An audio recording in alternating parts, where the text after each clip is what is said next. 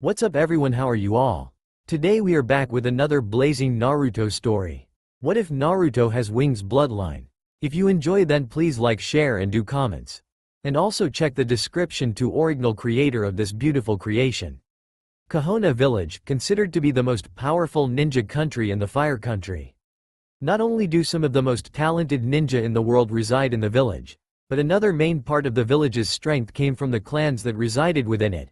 The two most common known would be the Hyugas and the Uchihas. However, there was one other clan in the village that possessed a bloodline limit. However, unlike the Hyugas and the Uchihas, this clan's bloodline limit didn't come out from the use of special eyes. This bloodline limit was much more unique. However, the clan's existence came about long before Konoha was ever created. In fact, the clan itself came into existence 400 years before the founding of the village hidden in the leaves. On the day that the Kyubi attacked, there were only 4 members of the family left, 3 men and 1 woman. The rest of the family had been killed in a mysterious fire that took them while they slept. These 4 had not been with the family at the manor at the time. They had all been out on missions for the village when the disaster occurred. And so, on that fateful day for Konoha, the 3 men of the clan left the woman who was on the verge of giving her child birth and went out to try and buy some time for the 4th Hokage to make it to the front lines. The 3 men who had gone into battle died heroically buying as much time as they could before the other ninja of the village arrived. And as for the woman, well, the woman died giving birth to the one that would become the sole survivor of her clan. And so, she grasped the hand of the man she loved, and begged him to give him a name worthy of her clan whose bloodline limit was a mystery even to the leaders of the village present and past. And so, the 4th Hokage of Konoha let his tears fall as his wife left the world. He looked to the crying child and said, "Uzumaki Naruto, my sons, make your clan proud." And so, as history goes, the 4th sealed the Kyubi into his son, the sole survivor of a clan whose power was a mystery that would not be known until 6 years later. 6 years later, Uzumaki Naruto was hated. He was hated and he didn't know why. At the tender age of 6 years old, he was given cold glares and was cursed by everyone who laid eyes upon him. Only 6 years old, and already Uzumaki Naruto had been beaten nearly to death 4 times. However, on this fateful day, Uzumaki Naruto was about to experience something that would forever change his life. It started out normally. Naruto took a shower and put on his underwear and pants when suddenly a horrible pain shot through his back. Naruto let out a surprised cry and fell to his knees as the pain began to grow stronger and stronger. Naruto arched his back and let out another cry as unknown to him, a tattoo of a sword with angel wings sticking out of it. Naruto fell onto the ground and began to whimper and scream as the painful sensation went from his back to just below his shoulder blades. Naruto curled up into a ball and then let out a blood-curdling scream as 2 giant white wings exploded from his back, sending pure white feathers flying everywhere. Naruto then collapsed onto his stomach and looked up slightly only to see what appeared to be a person clothed in white robes and skin that shined as bright as the sun appear before him. The figure kneeled beside Naruto and said, "You have no reason to fear, Lord Naruto, and the pain you are feeling will soon pass. My name is Gabriel, the Archangel of the Heavens. You will soon fall into slumber, but when you awaken I will come to you and explain what is going on. Don't lose hope, Naruto. You must survive, for the sake of everyone you will come to love." And with those words, Naruto's world went black. As this turn of events was being set into motion, and Chunan guard who was on patrol of the area heard the blood-curdling scream and rushed towards the source of the noise. When the Chunan guard peeked through the window, her eyes went wide at the sight she saw. For he saw the Kyubi container lying on the ground, with large white wings sticking out of his back and pure white feathers were flying everywhere. She watched in a mixture of wonder and confusion as the boy seemed to look up at something before passing out. The Chunan guard watched as the boy's wings disappeared and she quietly entered the house. She cautiously crept up to the boy and saw that he truly was asleep. Knowing that this needed to be reported to the Hokage immediately, the Chunan guard picked the boy up in her arms gently and rushed towards the Hokage manor. At the Hokage manor, the Chunan guard was rushed right into the 3rd's office upon the sight of the boy in her arms. When the 3rd laid eyes upon the boy in her arms, he was on his feet in an instant and rushed to her side asking if he had been attacked again. The Chunan then began to explain the situation and what she saw to the 3rd. The third was quiet for some time before speaking to the Chunan. "Anko, do you know who this boy is?" She replied that she did and explained that he was the container of the Kyubi and the only one holding the demon back from destroying the village.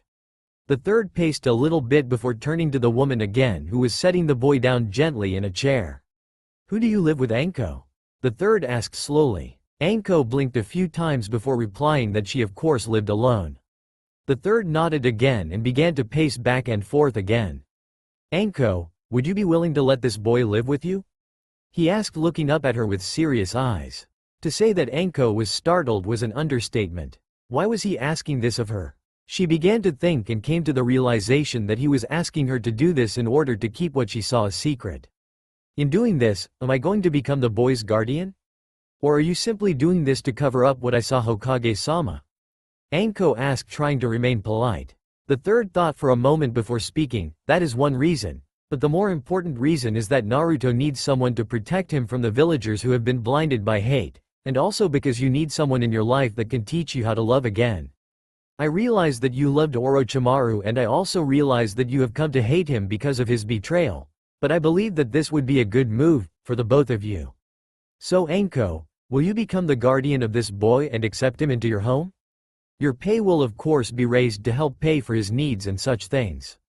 Anko bit her lip. She really didn't want to do this, but to defy the Hokage was a bad move indeed. She mulled over her thoughts and then looked down at the sleeping boy, which she decided was a mistake because she thought that he looked far too cute sleeping like he was. And so, she hesitantly agreed and signed the papers to become the official guardian of Uzumaki Naruto under the authority of an older sister. And so it began. Anko decided to go to the waiting area as the third waited for Naruto to wake up, which didn't take too long. When the boy woke up, he looked to his right and saw the Hokage looking at him. The Hokage then explained why the boy had been brought here and asked him to explain the past few hours as best as he could. And so, Naruto explained about the pain he felt and how he saw Gabriel, and then he explained that Gabriel told him that he would see him again soon. The third was nervous that this was a trick and also side effects of the demon and asked Naruto to take off his torn and bloody shirt. Naruto turned his back and lifted up the shirt, which immediately caught the attention of the Hokage. The Hokage grabbed the boy by the shoulders gently and asked the boy not to move. He then began to examine the tattoo of the sword with angel's wings. He then noticed that cuts from where the wings had supposedly come out were being healed by the Kyubi. The third then quietly asked Naruto to put his shirt back on and then turn around and face him. Naruto complied and looked up into the third's eyes. The third coughed gently before speaking. "Naruto, how would you feel about being taken in by someone who can protect you and keep you safe? And maybe even more importantly, show you what the love of family is?" Naruto's eyes filled with tears and he leapt at the third, crying out the word yes over and over again. Anko took this as her cue to step into the room. She closed the door a little loudly to get Naruto's attention and he turned to her. As soon as he set eyes upon her, his eyes went as wide as dinner plates and he asked her if she was going to be his big sister. She could feel it tugging in her heart and she gave a small smile telling him yes. He left the arms of the Hokage and leapt into Anko, hugging her deeply and crying into her vest. The third smiled softly as he watched Anko's eyes soften and she wrapped her arms around him, gently whispering comforting things in his ears. The third knew it was going to be interesting, but he knew in the end that this would be the best for both of them. He then instructed them to go gather all of Naruto's things and to get moved into her home. They nodded and left. The third waited until they were gone before thinking about the tattoo on the boy's back. Indeed, he had a lot of research to do, because for some reason, it all seemed far too familiar. And then there was that name, Gabriel. Why did that seem so familiar to him? He knew it that today was going to be a long day indeed. "This is your home?" Anko asked in a disgusted voice, looking at the trash that was everywhere. Naruto looked down at the ground ashamed and said, "Yes, big sister, I used to clean it up, but the villages would just trash it again, so I stopped trying." Naruto looked up to see Anko shaking with rage. Thinking that Anko was angry at him, Naruto backed away, and when Anko looked at him he raised his hands in a pathetic attempt at defense, waiting to get hit. Anko blinked before realization hit her and she knew that the boy thought she was angry at him and not the villagers. She stepped up to him and got on one knee, her heart tugging again when she saw him shaking and heard him whimpering in fear. She pulled him into a hug and whispered, "I'm never going to hurt you, and I'm never going to let them hurt you ever again." Anko blinked away her tears knowing she had to be strong, and she also resolved to never shed tears again after Orochimaru's betrayal. So she just silently rubbed the boy's back as he shed more tears into her vest. Eventually she stopped and decided that Naruto shouldn't live with what he had, so she declared that they were going to the marketplace to buy him new things. Anko told him to grab only the things he absolutely needed that they couldn't buy and to meet her outside. Naruto rubbed his eyes and nodded as he walked into his room. He picked up an old bag and began to put some things the Hokage gave him when he heard a voice that made him jump. "Naruto, do you remember who I am?" Naruto spun on his heel and once again saw the glowing person known as Gabriel. You're Gabriel?" Naruto asked in a timid voice. The glowing person smiled and said, "That's right Naruto, very good. Now listen to me, the reason that you can see me is because it's part of something you have that is very special, and that is called a bloodline limit. I will explain it more to you later, but for now all you need to know is that if you wish to become a strong ninja, look to that woman who is taking care of you. She will lead you on the path to good strength.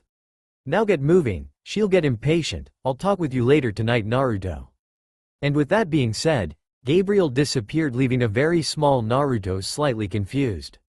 He then remembered his task and stuffed a few things into his bag before rushing out to Anko, who gave him a smile and put her hand on his back, leading him towards the marketplace.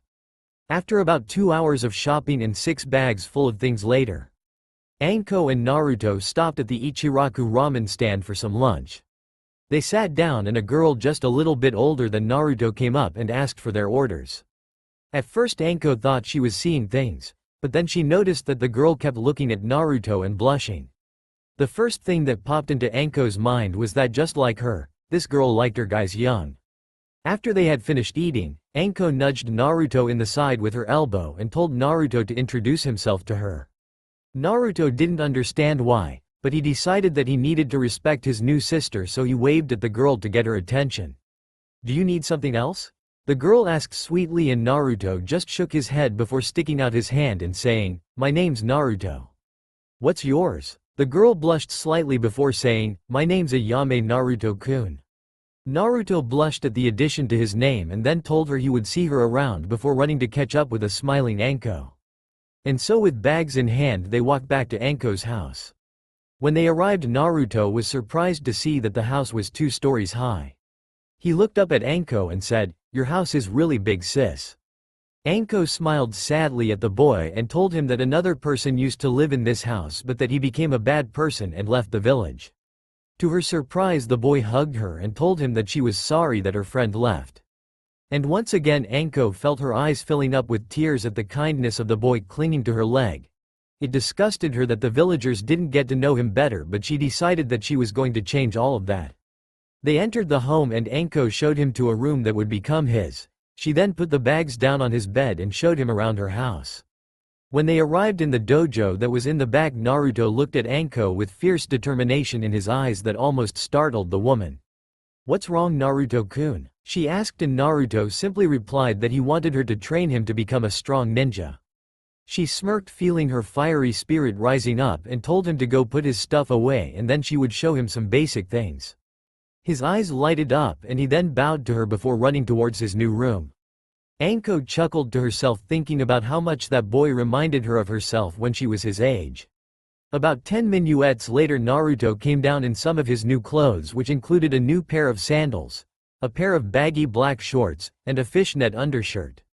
Anko grinned because she forgot to explain that the fishnet shirts were undershirts, but she decided that she could explain it to him later. For now, the clothes he was wearing would be perfect for their training.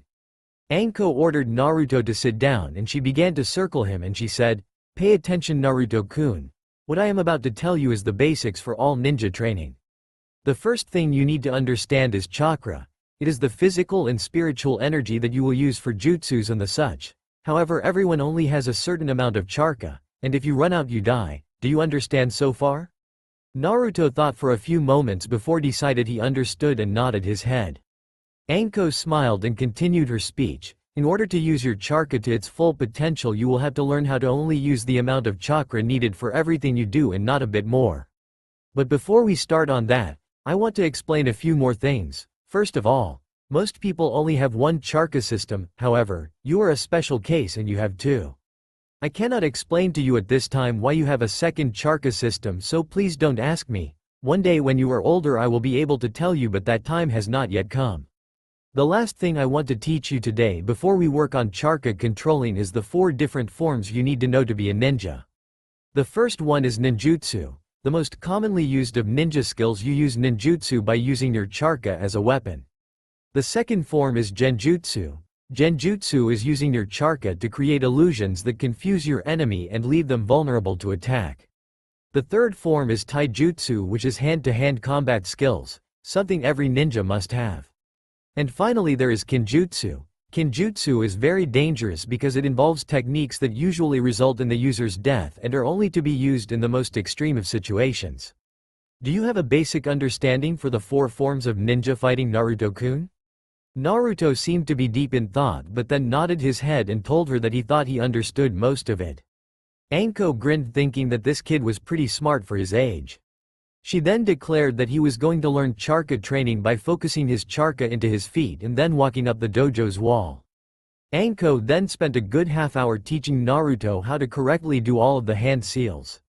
She then spent another half-hour teaching Naruto how to put chakra into his feet, and then she told him that she was going to go prepare dinner and would come back to check on his progress when dinner was ready. She walked out and closed the sliding door to the dojo and winced when she heard him run up the wall some, only to fall harshly. She then breathed a sigh of relief when she heard him get back up and try again. She then walked to the kitchen to prepare dinner. She came back to the dojo about 3 hours later and poked her head in, and her eyes went wide when she saw that Naruto wasn't in there. She felt her heartbeat quicken, thinking that someone had come into her home and snatched him, but then she heard stifled giggling. She looked straight up and gasped to see Naruto standing on the ceiling looking down at her.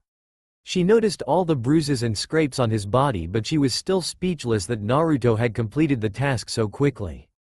He came down from the wall and she hugged him gently, letting him know that she was not only satisfied with his performance but she was also amazed. Naruto gave her a big smile, which made Anko smile a little herself. After much complaining that the main course was not ramen, Anko and Naruto enjoyed a nice grilled chicken dinner with rice and green beans, which Naruto was willing to admit tasted very good as well. After dinner Naruto stood up and grabbed all the dishes and washed them without being asked to. Anko smiled at the polite boy and took the time to sneak away and look for something. When she came back, Naruto had stacked the plates neatly on the counter because he didn't know where to put them. Anko smiled and told him that she would take care of it later, but for now she had a new exercise that she wanted him to do. When they walked into the dojo, Naruto saw some metal plates lying on the ground. The last exercise you did is the same one you will be doing now, however this time, the task will be much harder with the addition of these training weights. Anko explained, and Naruto put on the weights and complained about the heaviness of them.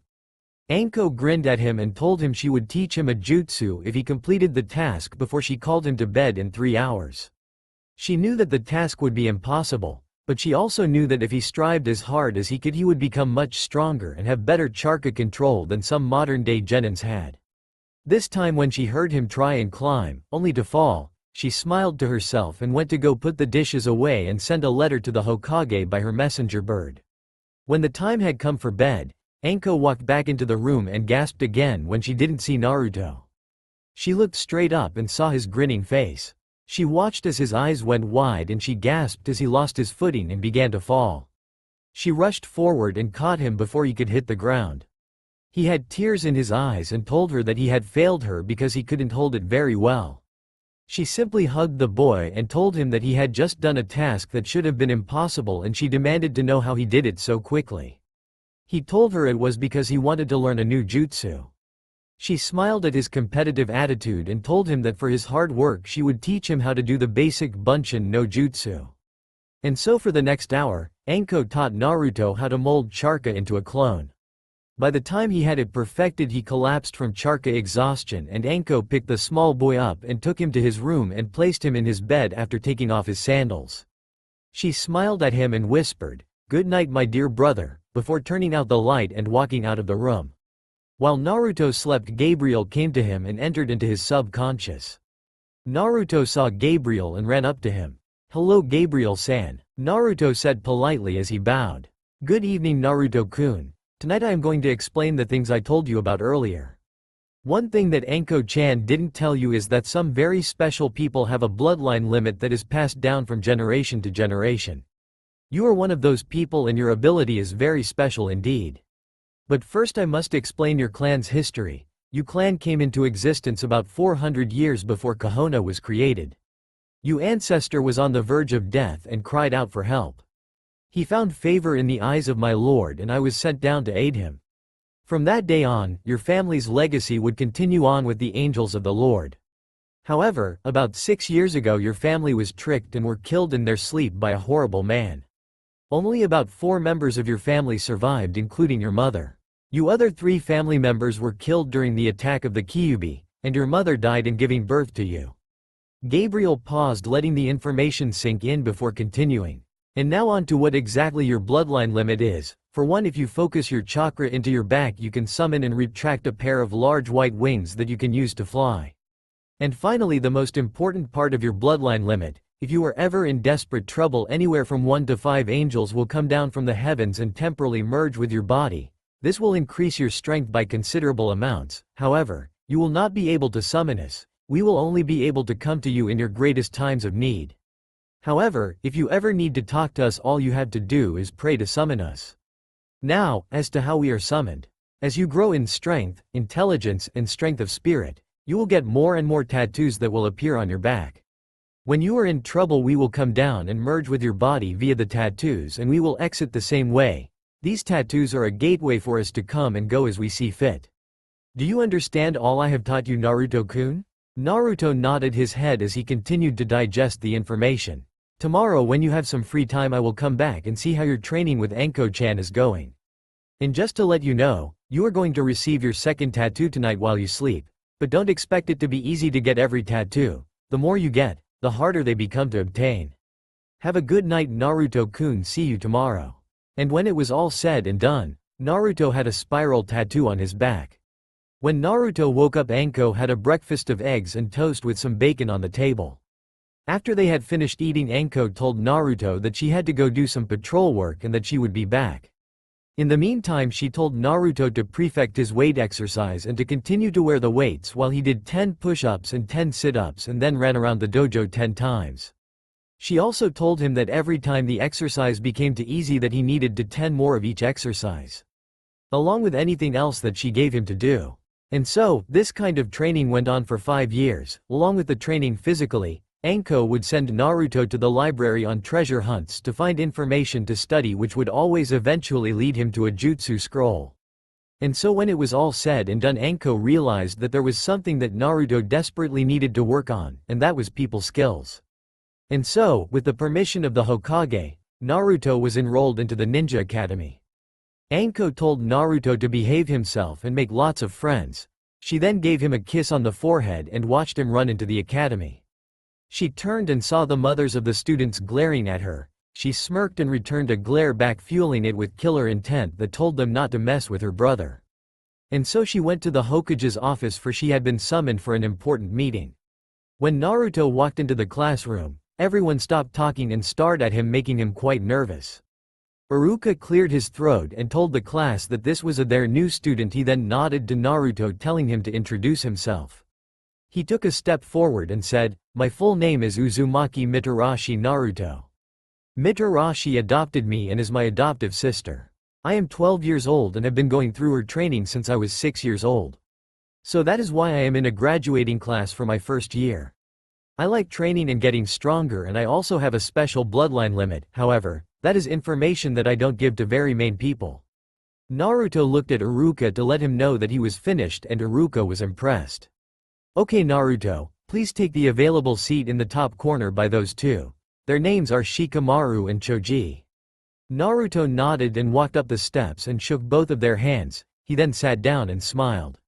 He was beginning to think that he was going to make lots of friends here. Naruto walked along the grounds of the academy, watching everyone as they ate lunch.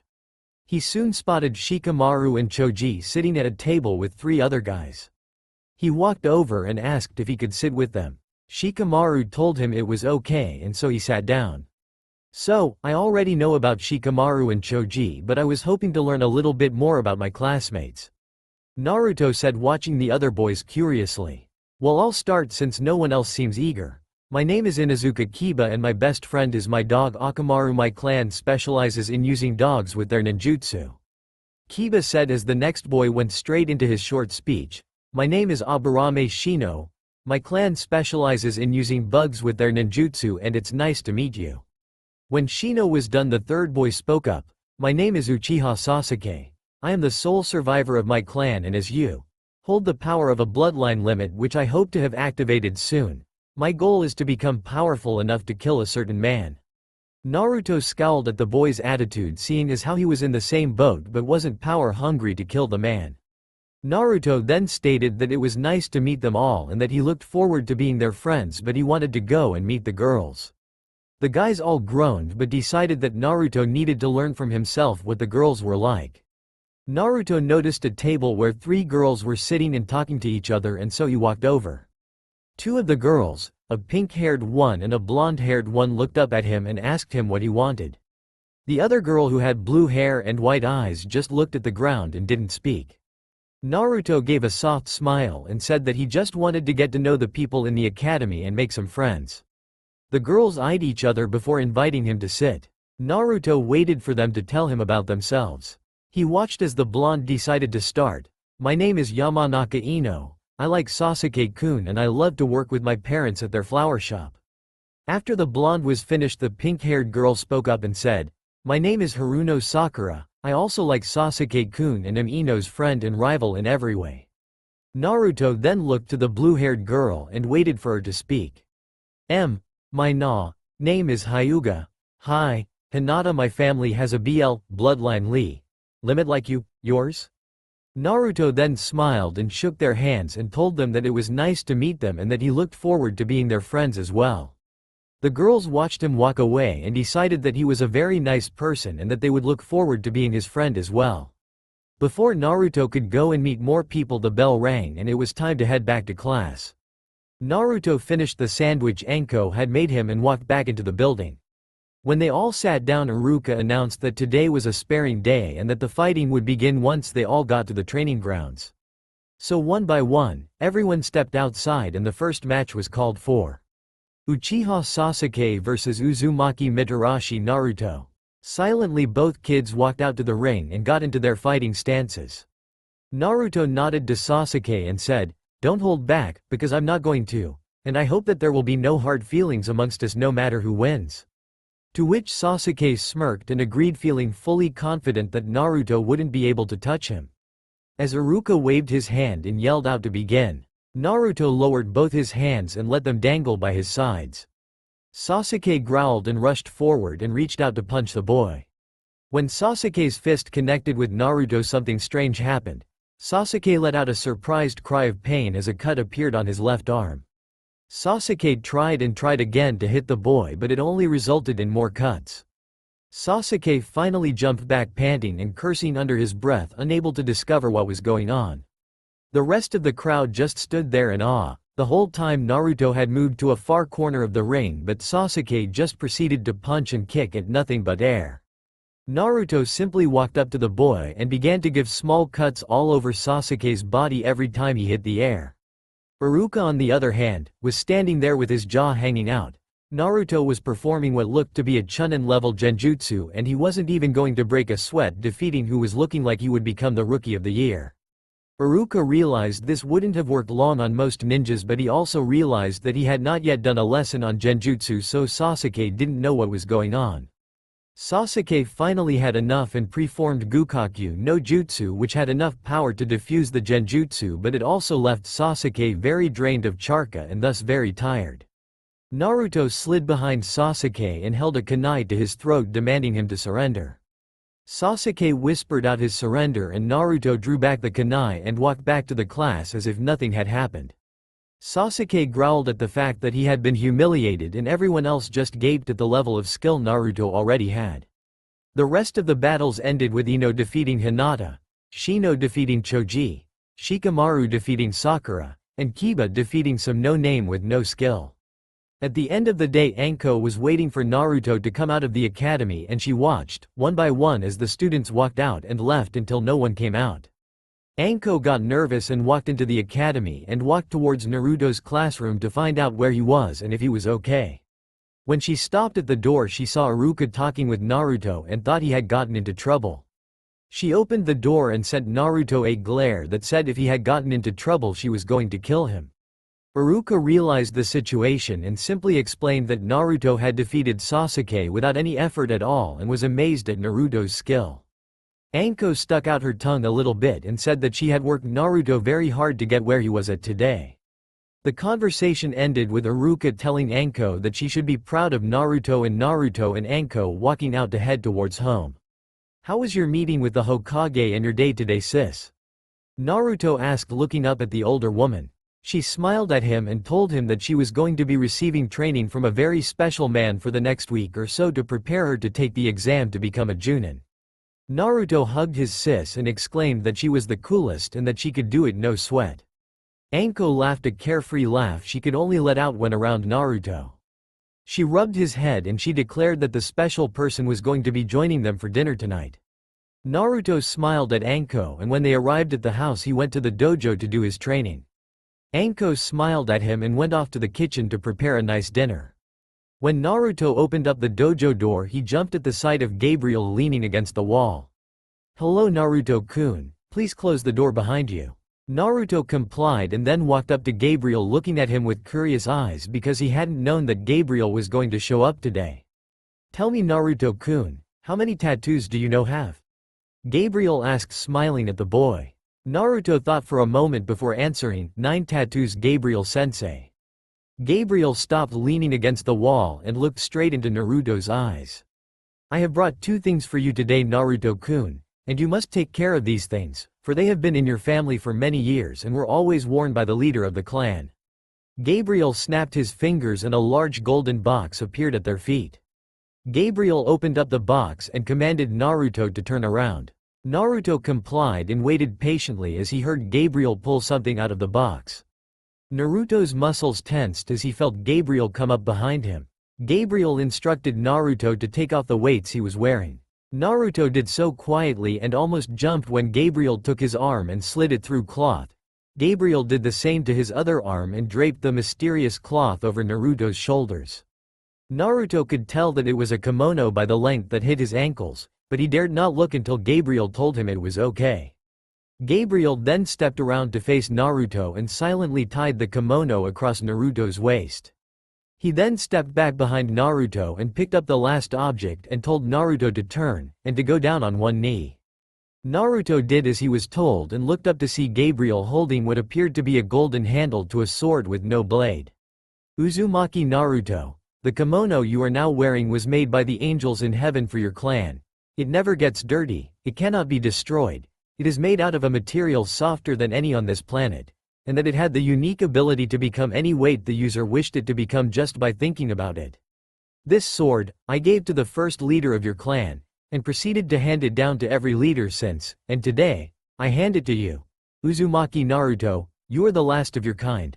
I pray that you use this weapon to protect those you love, and that one day I would have the honor to pass down this kimono and sword down to your children when you leave this world." Gabriel then proceeded to offer Naruto the sword with no blade. Naruto gently reached out and grasped the handle of the sword and found it to be surprisingly light. "Gabriel-sensei, forgive me for asking, but what use is a sword with no blade?" Naruto asked, looking confusedly into Gabriel's eyes. Gabriel told him to rise to his feet and Naruto did so. "Naruto-kun, I want you to think about fire. I want you to think as hard as you can about fire. Imagine fire burning deep inside of you." Naruto scowled but did as he was told and almost dropped the handle as a blade of fire erupted from it. Naruto lifted the sword up in awe and watched the fire burn. "This is my blade of fire, Naruto. Use it to protect those you love. Your kimono is pure white with golden feathers on it. There is only one more step for you, Naruto-kun. When you receive your 10th and final tattoo, your wings will turn gold and will be stronger than steel.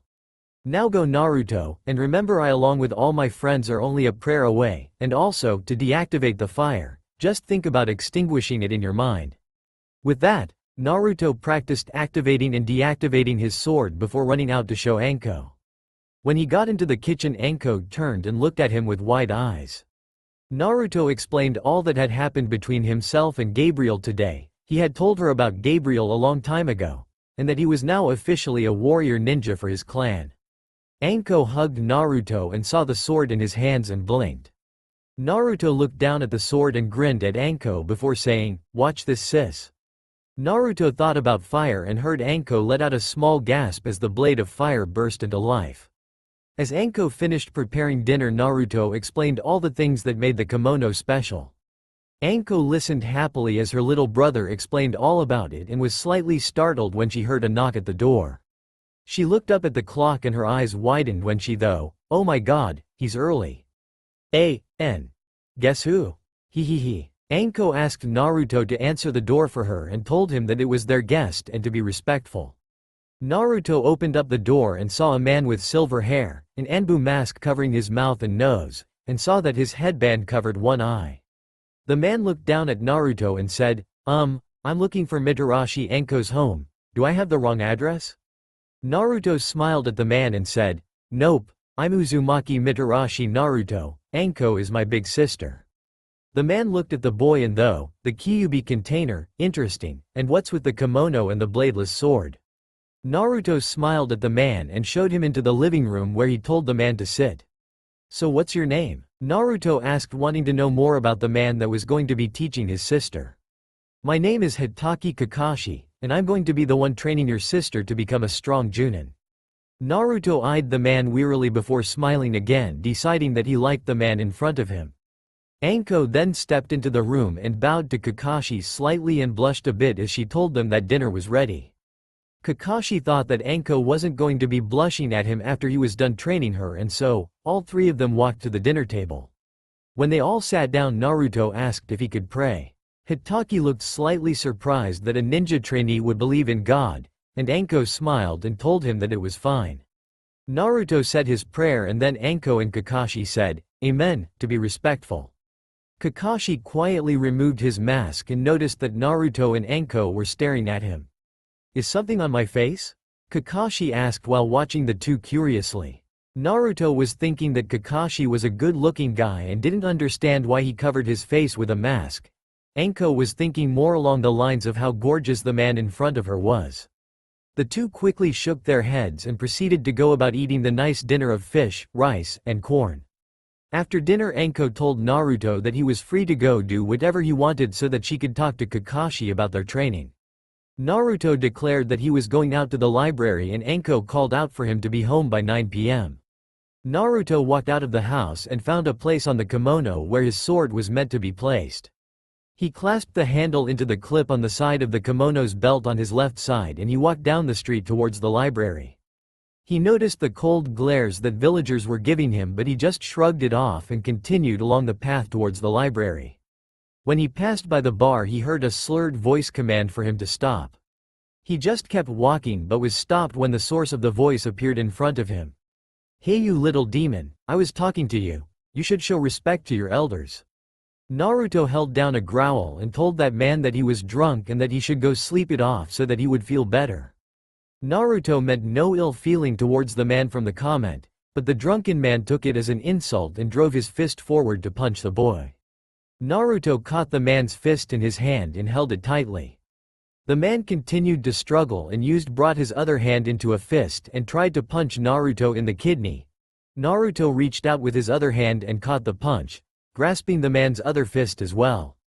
"Please sir, I don't want to fight you. I'm just trying to go to the library." Naruto cried out in despair, hoping that someone would come and take the man away, but he just saw that the villagers were just going to stand there and watch him. Naruto knew that he could hurt the man because it would be wrong.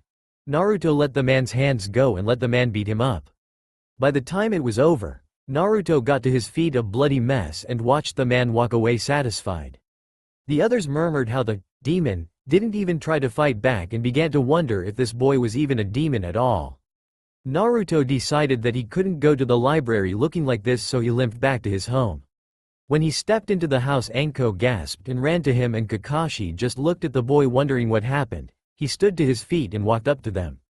It's okay sis, the man was drunk and it wouldn't have been right to hurt him in his state, and no one else wanted to stop him so I let him hit me until he was satisfied. Anko grasped the boy and hugged him tightly, telling him he was stupid for showing such compassion to such close-minded people.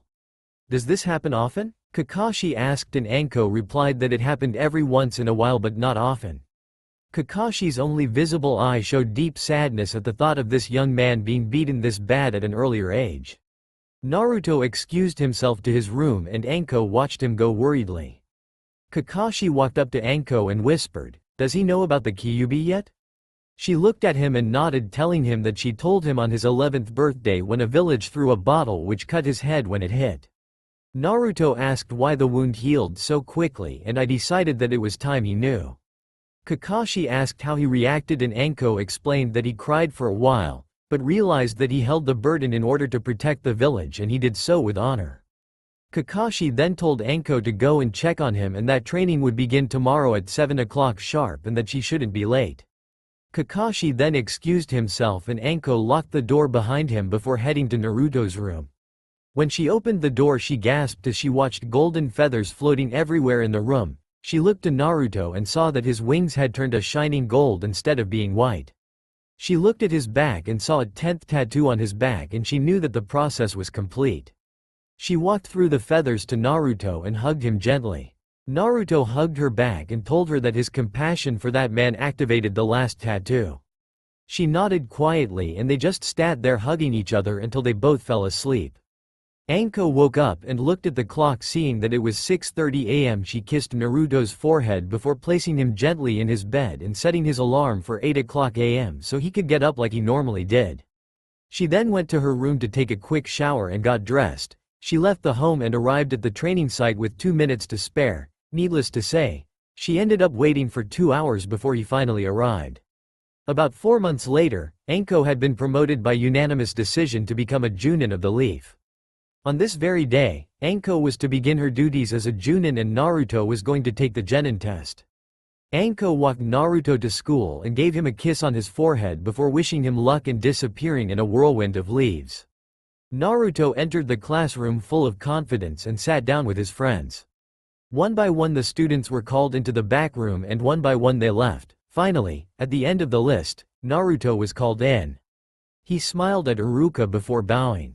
Iruka nodded his head and told Naruto that his task was to create 3 shadow clones. Naruto preformed the technique and was given his headband. He tied it to his forehead and stepped back out into the main classroom. All of his friends except for Sasuke and Shino cheered for Naruto when he emerged as the last student to become a ninja of the leaf. The students were then told that there was a tie amongst who would become Rookie of the Year. Naruto waved his hand and simply stated that it was nothing more than a title and that he didn't want it. Sasuke grunted in agreement and the spot was given to Shino, who didn't care one way or another. The teams were then announced and Naruto was placed with Kiba, who was a mid-range student, and Hinata, who had the lowest range in the class. They were placed in a room and waited for their teacher. Naruto looked at the clock and noticed that an hour had already passed. Naruto bit his lip as he began to suspect that he knew who his teacher was. Kiba looked over at Naruto and asked if Naruto knew something. Naruto simply said, "He'll be here in 3, 2, 1, and with that none other than Kakashi stepped into the room. He simply said to meet him on the roof and disappeared in a puff of smoke. Naruto and Kiba grumbled about their tardy sensei and Hinata simply giggled, having long since lost her shyness around the boys. And so, they all picked themselves up and made their way to the roof. When they got to the top they saw Kakashi waiting for them and they all sat down quietly and waited for him to speak. "Well, let's get to know each other, shall we? Tell us your name, your likes, dislikes, dreams, and such." "I'll go first. My name is Hitaki Kakashi. My dreams are none of your concern and I like a lot of things. There isn't much that I don't like." The 3 new genin looked at each other and thought, he said a lot, but all we learned about him was his name. Kakashi then pointed to Naruto and told him to go first. "My name is Uzumaki Mitarashi Naruto. I like ramen, training, and making friends. There isn't much that I dislike, but I do have a big dream. And that is to become stronger than my hero, the 4th Hokage, and become Hokage so that I can protect the village that I love." Kakashi smiled at the boy, finding him quite interesting. He then pointed at Hinata, who was petting Akamaru, and she said, "My name is Hyuga Hinata. I like water, training, and people with good hearts, like Naruto-kun. I don't dislike much, however I also have a big dream. And that is to make my father proud and become a strong person so that I can become the leader of the Hyuga clan." Kakashi smiled again and knew that being around a friend like Naruto had really rubbed off on her. He then pointed to the other boy and he spoke, "My name is Inuzuka Kiba. I like my friends and my companions. I dislike arrogant people and my dream is to become the leader of my clan as well. Well then, tomorrow we are going to have a little survival training against me. A test of your skills if you will. We will meet tomorrow at the bridge. Apparently everyone in Kahona knows about the bridge, at 7 AM, and by the way, don't eat or you will throw up.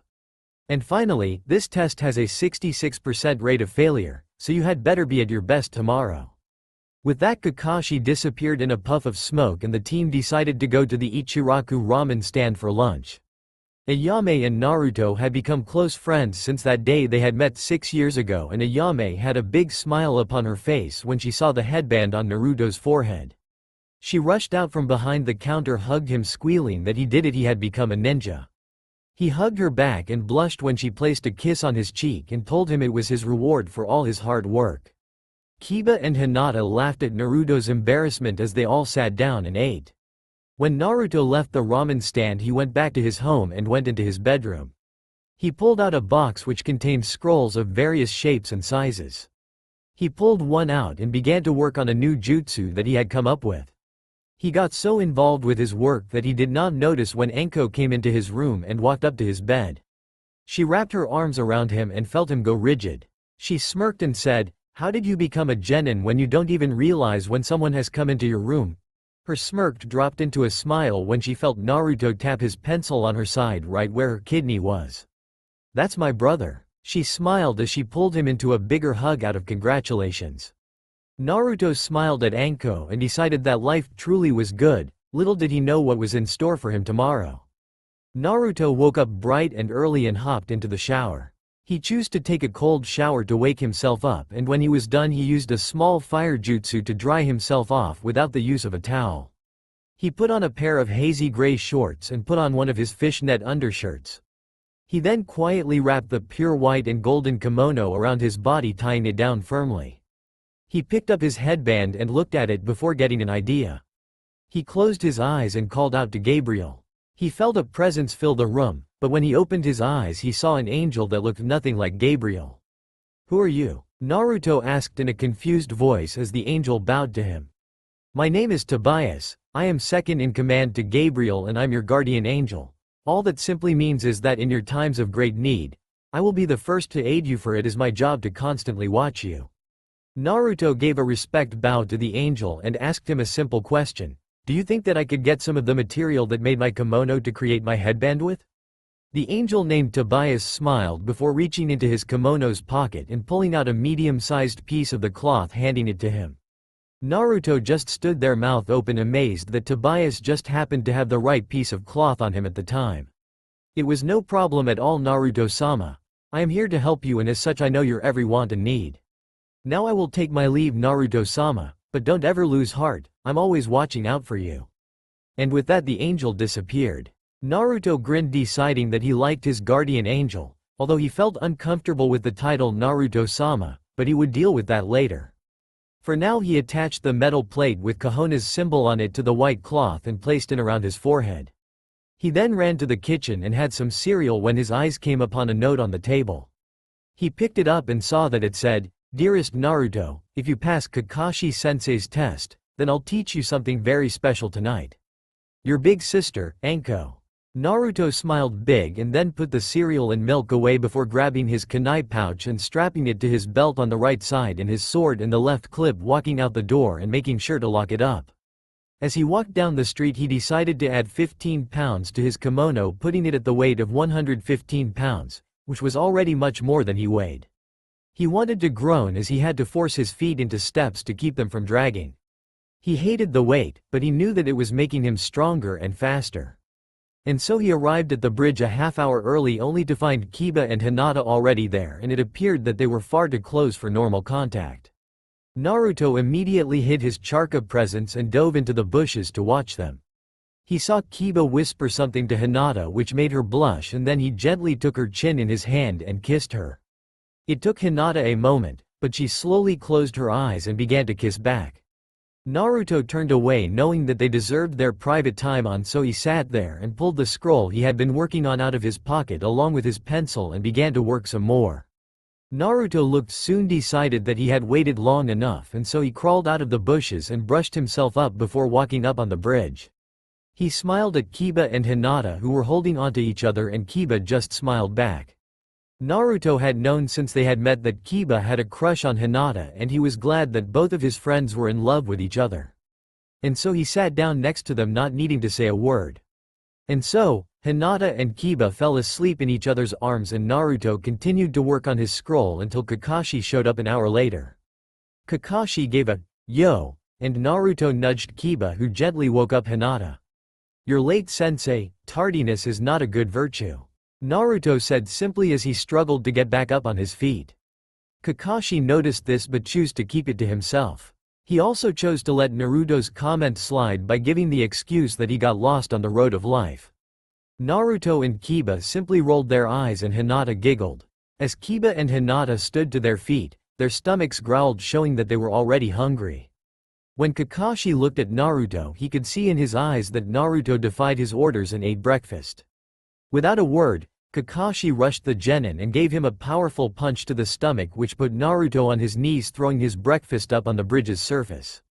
"Not listening to your superior's orders is not a good virtue, Naruto. You must learn respect for me if we are to work on the same team, and that means following my orders even if you don't understand them," Kakashi said, simply waiting for the blonde to get back onto his feet, which he did shakily. "Now then, with that aside, today's mission is quite a simple one. All three of you have until noon to each land one solid hit on me, and blocked hits don't count.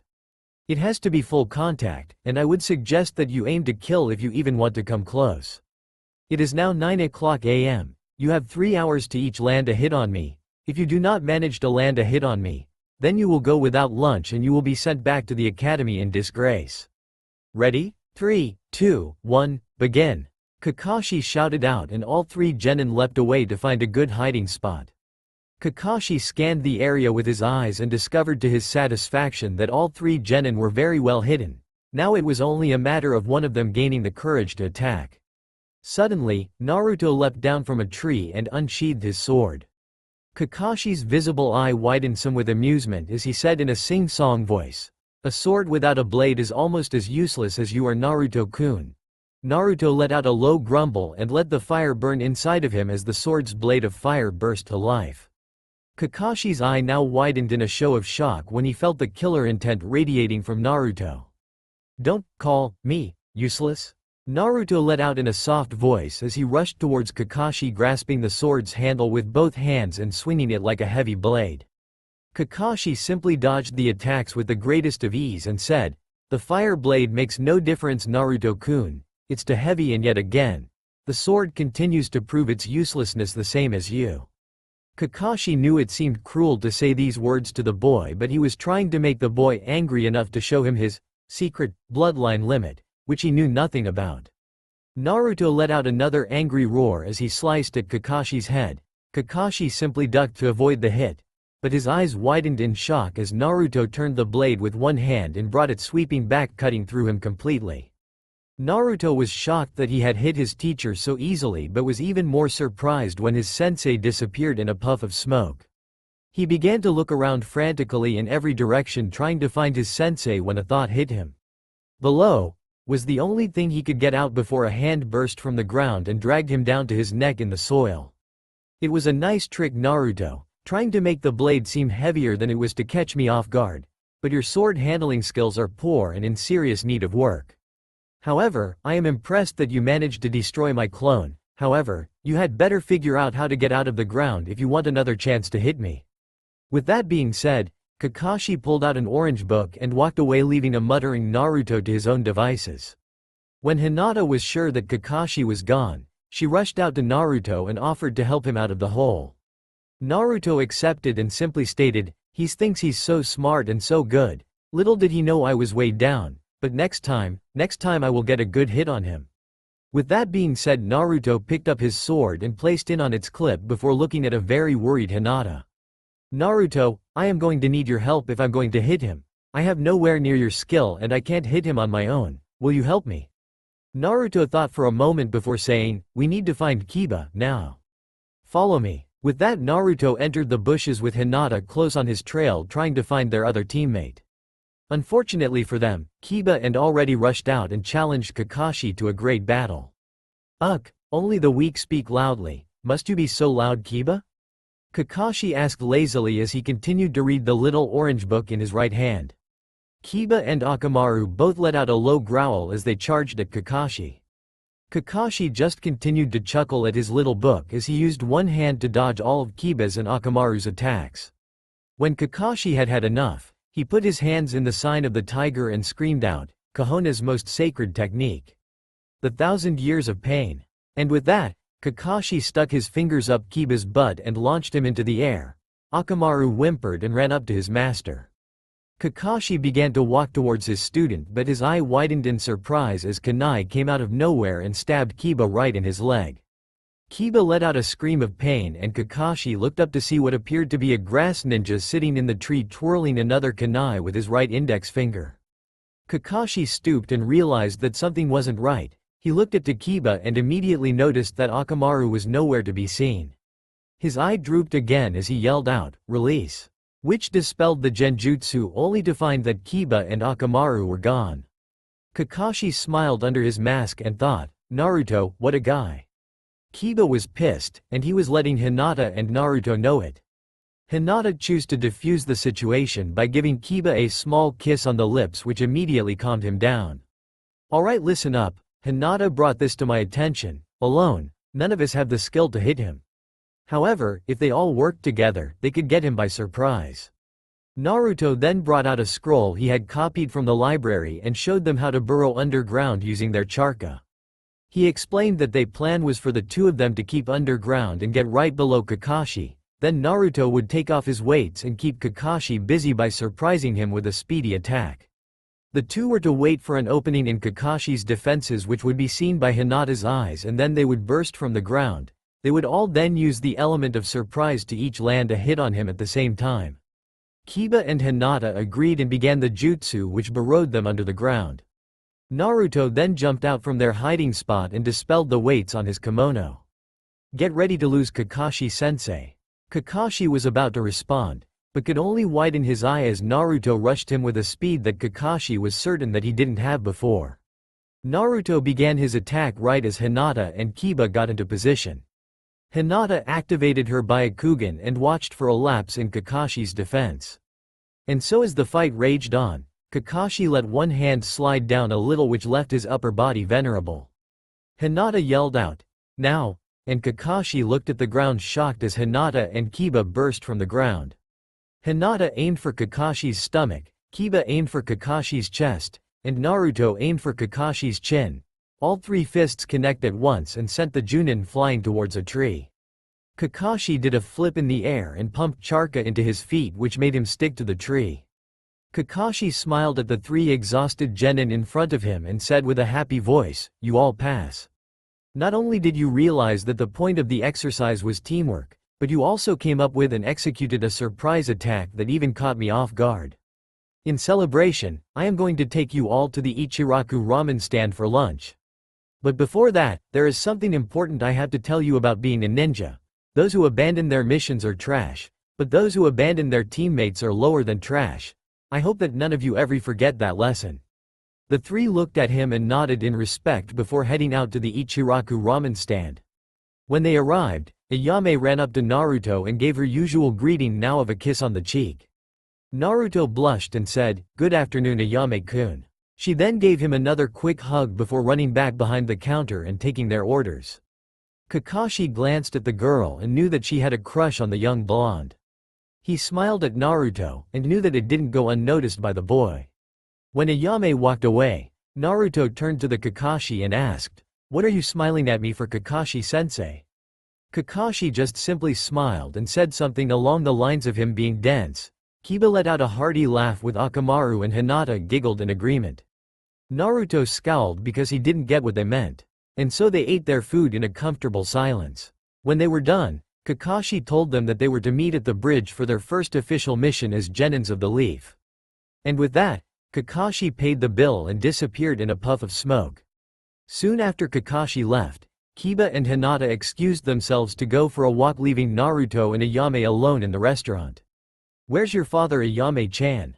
Naruto asked curiously, noticing that the old man was nowhere to be seen. "Oh, Papa's at home sick, so I'm running the store for him today," Ayame said to Naruto, giving him a sweet smile which soon faded when she looked outside. Naruto turned and followed her gaze to see the rest of the genins walking with their senseis towards the ramen stand.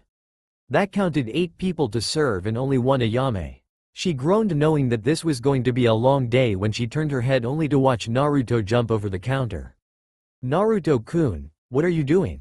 she asked as she watched him grab a spare apron and a paper hat and put it on his head. "You are going to need help with all these hungry people, and I can't just leave a friend all alone," Naruto said with a genuine smile. Ayame blushed and whispered out a thanks to him as they prepared for the small rush of new ninjas. They all came in and Ayame took their orders. She then yelled out, "Naruto-kun, 3 orders of miso, 2 orders of chicken, and 3 orders of pork." Naruto shouted back that he was on it, and Ayame smiled at them before preparing their drinks. Everyone looked at each other, puzzled upon hearing Naruto's voice in the back. When Naruto was finished, he brought out the ramen and gave out the orders with a smile until Sasuke snorted and asked, "What's wrong, Dobi?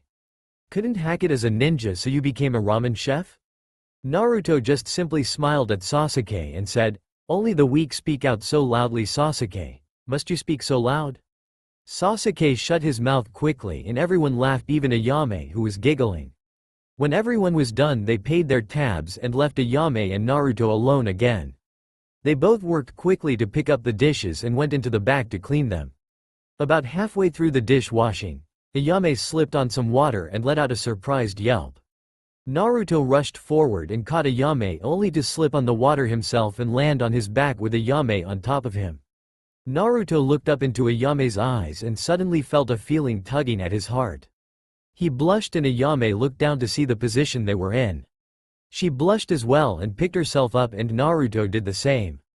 They quietly went back to washing the dishes until they were done. Ayame thanked Naruto for his help, and Naruto surprised her by leaning forward and planting a kiss on Ayame's cheek before telling her that it was his pleasure, before running off back towards his home. Boy, did he have some questions for his sister. When Naruto got home, his head was swimming. He let his mind wander back to when Ayame fell on top of him. He just didn't understand what he was feeling. Was there something wrong with him? He sighed as he walked up the steps and went into his room. He sat on his bed and considered going to Anko, but then he stopped to think. Ever since she had become a Chunan, she had let her unique side come out, and she was a little bit weird. The thought made him momentarily forget about his problems as he smiled, remembering all the memories he had with Anko. He let his mind wander to his 12th birthday. He was walking back home when he suddenly felt the presence of people following him. He knew that he was in danger because the villagers became the most vicious on this day towards him, because it was also the anniversary of the demon's attack. He tried to pick up his pace but was blocked when a new group of people came out of the alley and blocked the path. He spun around but saw that he had been surrounded. He looked up to the roofs for a safe place to jump, but saw that some hateful ninjas were prowling along the roofs, daring him to jump up. Naruto could feel himself getting nervous and got ready to unleash his wings. It was then that he felt a presence jumping at him. He got into a defensive stance but gasped when he saw Anko land in front of him with a kunai in each hand. "Anyone who wants to touch him is going to have to try to get through me," Anko said in a low growl that dared the people to even try and attack. The villagers screamed out that she had been brainwashed by the demon but still weren't willing to try and fight her. And so they all grumbled and walked away. After that, Anko walked Naruto home and held a small party for him. Just between the two of them, Naruto's thoughts were cut short when he felt cold metal press itself against his throat. Naruto closed his eyes and cursed the fact that he let his guard down in his mind. "Come now, little brother, you disappoint me with your lack of attention. Now I know something's on your mind, so don't try to get out of it. Tell me what's up," Anko said as she pulled her knife away from his neck and put it back in her pouch. She sat next to him and patiently waited for him to begin. Big sis, I have a problem and I'm not sure exactly what it is or what I am supposed to do about it. You see, there's this girl I see every day, but every time I'm around her and we get close to each other I feel my heartbeat quicken and I feel this tugging in my heart. I get nervous and I am starting to think that there is something wrong with me. Naruto finished and looked at his sister with wide eyes who was trying to hide her giggling with her mouth, which only made her giggle worse. What's so funny, sis? I don't understand. Is there something wrong with me? Naruto let this out a little louder than he had intended to and it made Anko stop giggling right away. Anko let out a little cough trying to find the right words to say. First of all, there is nothing wrong with you. Every boy your age begins to get these feelings and it's completely normal. I guess before I try to explain the more complicated things I should first tell you what is going on with your body. Anko took a deep breath and cursed Haruka in her mind for not teaching the kids about these things in the academy. Anko took another deep breath and thought that telling this kid about growing up was harder than any mission she had ever done. She once again cursed Haruka in her mind before going on with the talk. Now that the tough stuff is over and done with, I will tell you what you are feeling for this specific girl. I believe that you have a crush on this girl. Crushes are usually the starting stages of the process of love. Now don't get me wrong, not every girl you may have a crush on will form into love. Love is special and the girl has to have a crush on you back. However, crushes usually go on dates and that's how they begin to grow closer. Eventually, if you stay with your crush long enough, you will begin to realize that you're in love and love usually leads to the couple getting married. But you're far from that stage and you don't need to be thinking about that far ahead. However, if you're feeling a crush on a girl and you think that the girl has a crush on you back, then you should ask her out. Now come on, let's go get some dinner, okay? Anko asked, hoping she had taken care of the boy's curiosity. Much to Anko's relief, Naruto nodded his head and they went to eat. Dinner went normally and Naruto surprised Anko by giving her a hug before running off to his room. Anko smiled at the boy's antics and looked over to the calendar on the wall, realizing that his birthday was exactly a week from this day. Anko grinned and began to plot a party in her mind. Naruto, on the other hand, was too busy thinking about a certain girl while lying on his bed to even bother thinking about his birthday. He smiled as he thought about taking his sister's advice and asking her on a date. With the thought in his mind, he closed his eyes and fell into slumber. Anko walked by and saw that Naruto had fallen asleep with his clothes on, lights on, and without setting his alarm clock. Anko gave a small smile as she walked into the room and removed Naruto's kimono. She hung it over his chair and gently removed Naruto's headband and placed it with his kimono. She did the same with his sandals and decided that was enough. She turned on his alarm clock and gave him a kiss on the forehead and walking out, turning the light out as she went towards her room. The week went by surprisingly fast. Naruto and his cell completed more D-ranked missions around the town and Anko was gone on an S-ranked mission by the Hokage. The day before his birthday, Naruto received news from the Hokage that Anko wouldn't be able to make it home in time for his birthday. Naruto acted like he took the news well, but he was completely devastated that Anko wasn't going to be around. And so, Naruto decided to go to the Ichiraku ramen stand for dinner. Ayame came up and gave Naruto another hug and kiss on the cheek, which caused him to blush slightly. "Hey, Ayame-chan?" Naruto said without much energy as he sat down on his stool. The tone of Naruto's voice didn't go unheard and Ayame was sitting next to Naruto asking him what was wrong. "Well, it's kinda silly, it's just, my sis is on S-ranked mission and she isn't going to be home for my birthday and this will be the first one since we met all those years ago." Truly, Naruto was sad, but he held back his tears and tried to act like he was strong.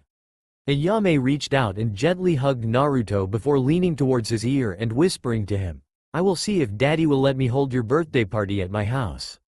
Naruto smiled at the girl and watched her skip away to go prepare him his favorite miso ramen and ask her father.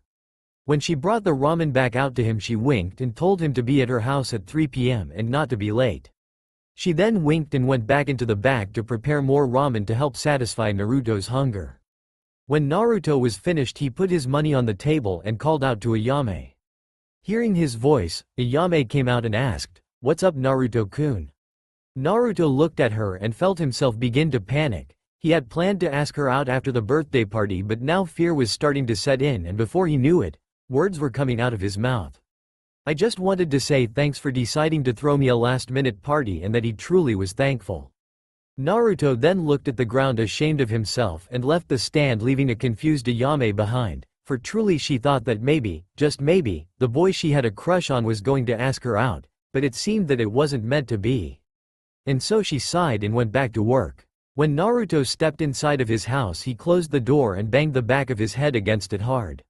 Stupid Naruto, really stupid. Naruto then sighed and decided to go take a shower and call it a day. He didn't really have that much else to do anyways. The day of the party. Naruto woke up at 9 in the morning and decided to train in the dojo a little bit. He yawned as he picked up his scrolls and decided to work on some of the jutsus he had created. Now amongst the ninja who knew him, Naruto had a special talent for coming up with very useful jutsus. Naruto wanted to make sure to get them all down on scrolls so that he could teach them to someone else someday. And so, Naruto went to work on practicing some of his own techniques before deciding to end his training at 12 p.m. He went back to his home and took a shower. When he got out of the shower, he was using a towel to dry his hair and walked into his room butt naked, only to find Gabriel, Tobias, and another angel he had never seen before who just happened to be a female. Naruto quickly placed the towel where it would cover his manhood, and it made all of the angels laugh, which only caused Naruto to blush more. "You humans truly are fickle creatures. We are angels, Naruto-kun. We see your soul, not your body," Gabriel said with a grin on his face. Naruto just simply nodded in understanding, but he sure as heck wasn't going to leave his manhood hanging out in the presence of a woman, even if it was an angel. Naruto quickly got into his clothes and put his kimono on over top of it before looking to the angels and speaking again.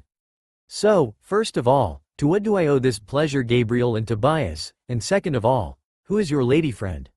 Naruto sat on the edge of his bed and began to put on his sandals until Gabriel reached out a hand and stopped him. "Well, Naruto-kun, first of all I would like to introduce you to Alice. She is Tobias's right-hand lady, as it were.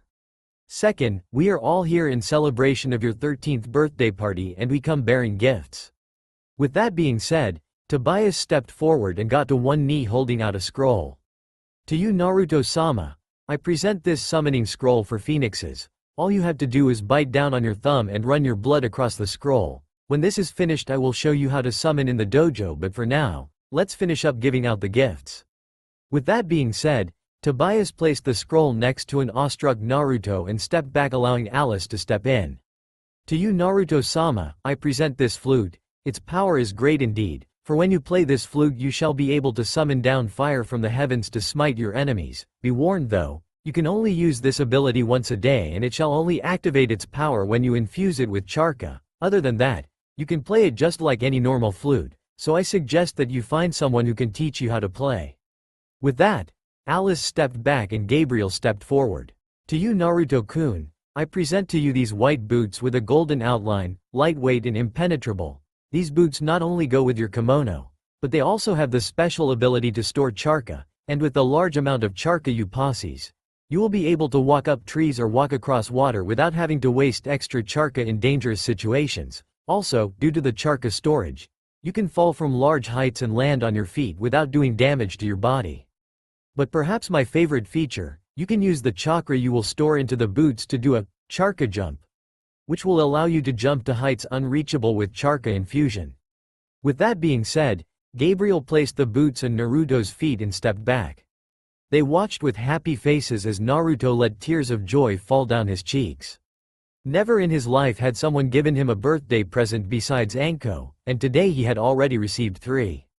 Naruto ran to the angels and hugged them all in a big group hug. When they were finished with the embrace, Alice showed Naruto how to attach the flute to his kimono. Naruto then put on the boots from Gabriel, which were very comfortable, and after that Naruto bit his thumb and ran his thumb across the scroll. When he was finished, the scroll disappeared and Naruto was led by Tobias to the dojo where he learned how to summon a phoenix. When Naruto correctly performed the hand seals, he slammed his palms into the ground and screamed out, "Summon!" When the smoke cleared, a medium-sized, was so big that it reached the top of the dojo at full height, multicolored phoenix appeared. Naruto stared in awe at the majestic bird before flinching when the bird asked, "Who dared to summon me?" "Saisei, son of the king Fukatsu, ruler of all phoenixes." Naruto gulped before gaining the courage to speak. I summoned you here, great Saisei. My name is Uzumaki Naruto, and I am the sole surviving heir to the Uzumaki bloodline. The phoenix looked down upon the boy and found that he liked the boy. Very well, child, you have found favor in my eyes. The phoenixes shall always be your ally. And with that the great bird disappeared in a bright flash of light. After it was done, Naruto realized that it was time to head over to Ayame's house, and so Gabriel, Tobias, and Alice wished Naruto a happy birthday and ascended back to the heavens. With that, Naruto ran out the door, already pumping chakra into his new boots as he ran. Naruto managed to arrive at Ayame's house with just a few minuets to spare, and so he calmly walked up to the front door. Naruto saw a note on the door and saw that it told him to enter the house. Naruto opened the door and stepped inside only to find no one there. Naruto furrowed his brow in confusion before walking into the kitchen and finding another note that told him to make his way out back. Naruto found the door and opened it to a sight that took his breath away. Outside were Ayame and her father, along with his sensei, his teammates, the others of the Rookie Nine, but most importantly of all, was a smiling Anko. Naruto just stood there with wide eyes in shock as he heard them all yell out, "Happy 13th birthday, Naruto." Anko ran up to Naruto and gave him a hug, whispering to him that she fooled him, but she wanted the party to be a complete surprise. Naruto took a moment to get over his shock, but then felt tears of happiness form in his eyes. He turned away and wiped his eyes, trying to look tough. "What's the matter, Naruto? How come you're crying like a baby?" Sasuke taunted, just wanting to get his rival upset. "It's okay to cry when you're happy, Sasuke. You should try it sometime," Naruto said, whipping his eyes, which caused Sasuke's smirk to disappear. The party then went on like a normal party. Everyone was laughing and enjoying themselves. And eventually cake was served and everyone got ready to give Naruto their presents. The present giving went something like this. Anko, a pet snake, who would have guessed that? Hinata, a picture of their team wearing their headband protectors like Kakashi, and Kakashi giving the peace sign with one hand while messing up Naruto's hair with the other. Kiba, a pair of sword user's gloves, white with gold outlining to match his outfit, of course. Kakashi, the newest issue of Come Come Paradise. After getting beaten up by Anko, Kakashi just decided to be an Indian giver and take it for himself. The rest of the Rookie Nine all pitched in to buy him a large set of scrolls so he could create new jutsus. When everyone was done, as the party commenced again, Sasuke stood up and made an announcement. "Excuse me everyone, I thought that for a bit of entrainment I would challenge Naruto to another spar, because this time I don't think Naruto is going to have as much luck as he did the last 2 times. Naruto immediately accepted the challenge and everyone made room for the two. The rules are simple, Naruto, first one to fall loses. Naruto nodded and everyone held their breath waiting to see what would happen. Sasuke began the fight by charging at Naruto. Naruto ducked low when a punch came from Sasuke and Naruto hit Sasuke in the chest and it made Sasuke do a half flip in mid-air. But in an impressive show of athleticism, Sasuke twisted his body at the last second and landed on his feet. "Nice try, Baka," Sasuke taunted before waving Naruto towards him. When Naruto swung to hit at Sasuke, Sasuke spun on his heel and hit Naruto in the head, which sent him flying at the fence. Naruto flipped in mid-air and stuck his feet to the fence, which left him vertical. Naruto grinned before flipping off of the fence and releasing his kimono's weight system. He flexed his arms a bit before staring Sasuke dead in the eyes and saying, "You're going down." With that, Naruto began to make hand seals and screamed out, "Phoenix Flare no Jutsu." With that, a burst of light shot from Naruto's hand and hit Sasuke in the eyes.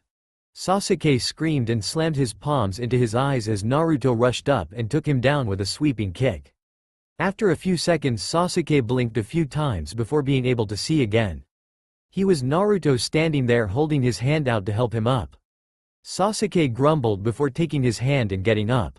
After that incident was over with, Naruto looked around before spotting Ayame peeking out from the left side of the house.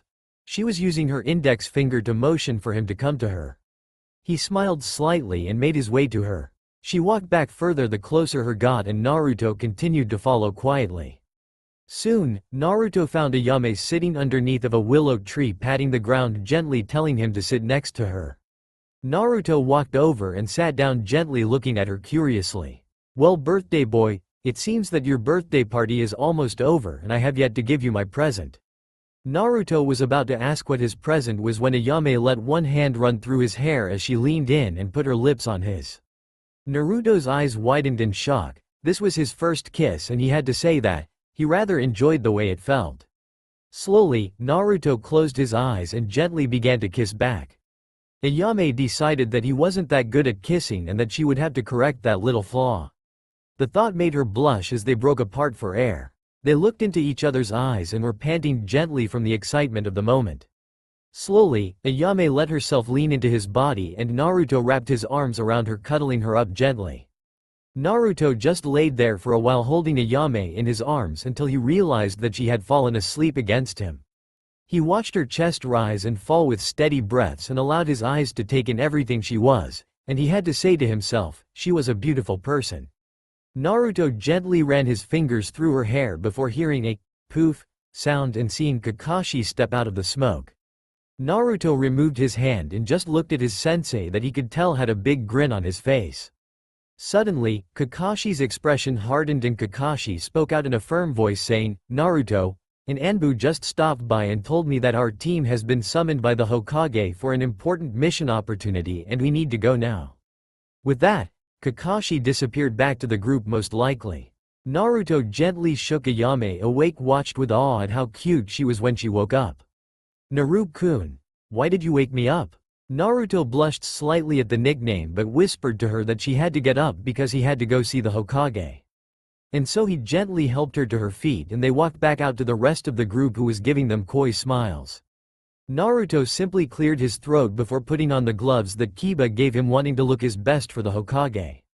Anko told Naruto that she would take the rest of his presents home, and with that, Kakashi, Kiba, Hinata, and Naruto all made their way to the Hokage's office to receive a mission that would change their lives forever. Your mission will be a simple escort mission to the country hidden in the wave. This mission should endure for about a month's time. You will be protecting a bridge builder from most likely bandits while he completes a bridge that will link the wave to the rest of the villages. The third Hokage stated calmly, looking at the four ninjas in front of him. He was glad to see the eagerness in the children's eyes but wasn't surprised to see the bored look on Kakashi's eyes. The third cleared his throat and a tall and half-drunken man stepped into the room. Oi, you're sending these brats to protect me? The drunken man slurred out, which made Kiba, Hinata, and Naruto all scowl at the foolish man. Well, they may just be children, but they have a lot of potential and I'm going to be there so nothing will go wrong. Kakashi said, scratching the back of his head, deciding that he didn't like the man that much. We may be kids, but we have more skill in our right thumbs than you have in your entire body, you stupid drunk. Kiba growled out and Akamaru barked in agreement. The man turned on Kiba and called him a shorty and told him to be respectful to his elders. Kiba was ready to fly off the handle but Naruto and Hinata held him back. Kakashi decided that he needed to defuse the situation, so he told the kids that they would meet at the northern gate at 7 in the morning and that they shouldn't be late. After Kiba clammed down, they all left and the drunken man followed suit. Kakashi, there is something else I wish to ask of you. The third stated calmly, and it caught Kakashi's attention. You of course know of the Ichiraku ramen stand? Kakashi simply nodded, not sure where this was going. The owner of the restaurant requires supplies that he wants picked up from the wave because one of his family members lives there and will give him the supplies for cheaper. He has asked that his daughter be accompanied by a ninja team for protection, and I was wondering if you think your team is ready to handle a double C ranked mission.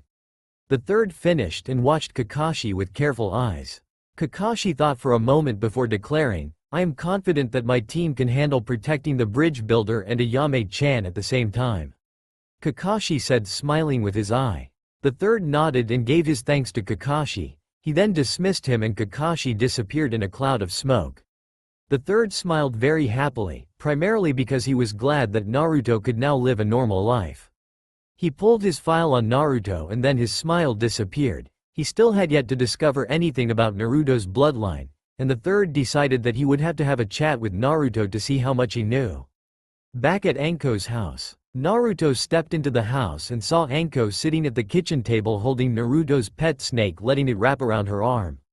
Anko looked up at Naruto as he entered the kitchen and smiled at him, and he gave a genuine smile back. Naruto sat down and his smile quickly faded away and Anko eyed him curiously. I'm going to be going on a month-long, C-ranked mission to the village hidden in the wave sis. Naruto said with his head bowed slightly.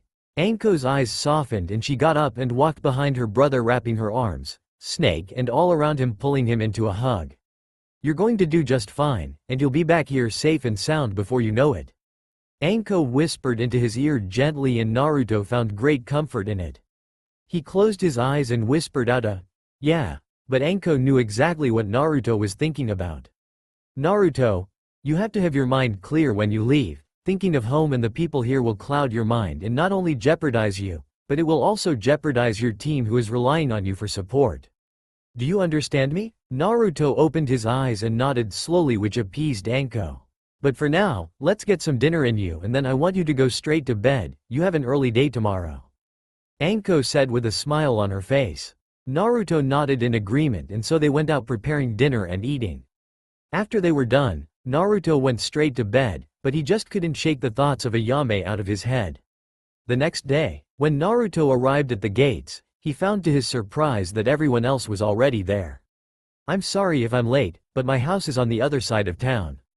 Kakashi waved him off and told him that he was right on time but they had to wait for one more person. As they waited, Kakashi looked at Naruto who wasn't carrying a travel pack but rather a large scroll on his back. Aren't you missing some vital equipment, Naruto? Kakashi asked, eyeing the boy with an annoyed look.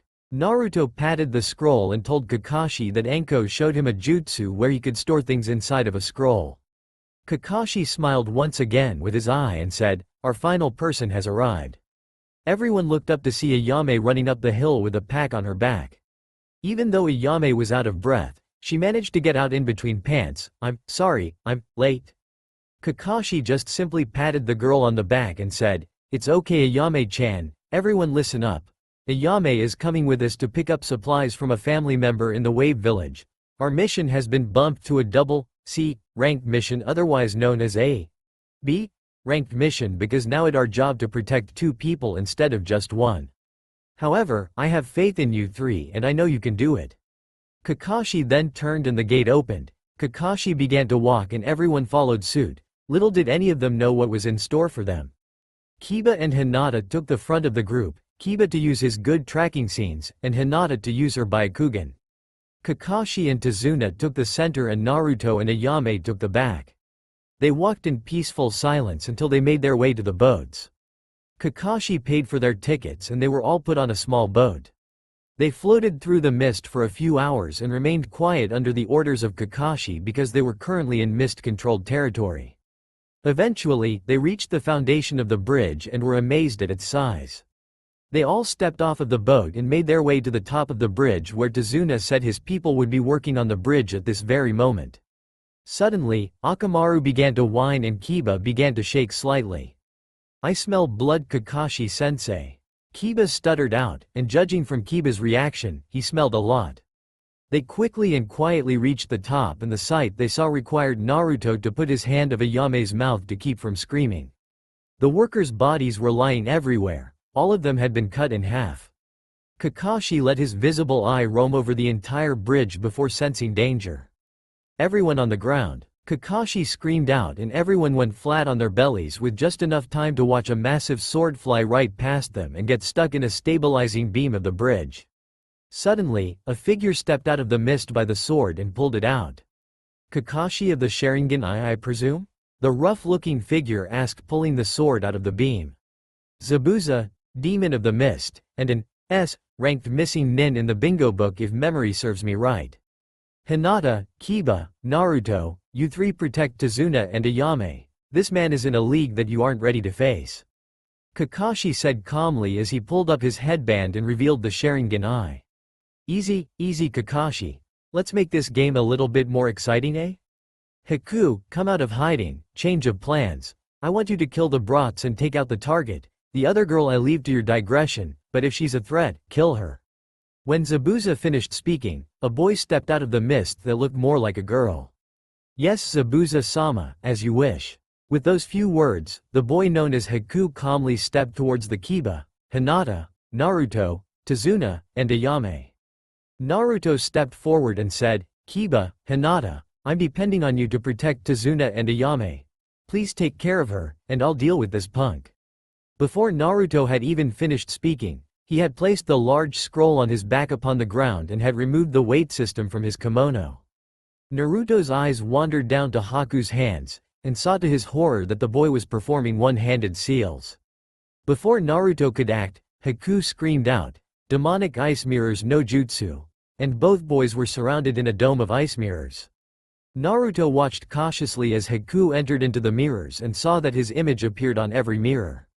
Naruto went to reach for his sword, but was reduced to letting out a pained scream as thick needles penetrated his skin all over his body.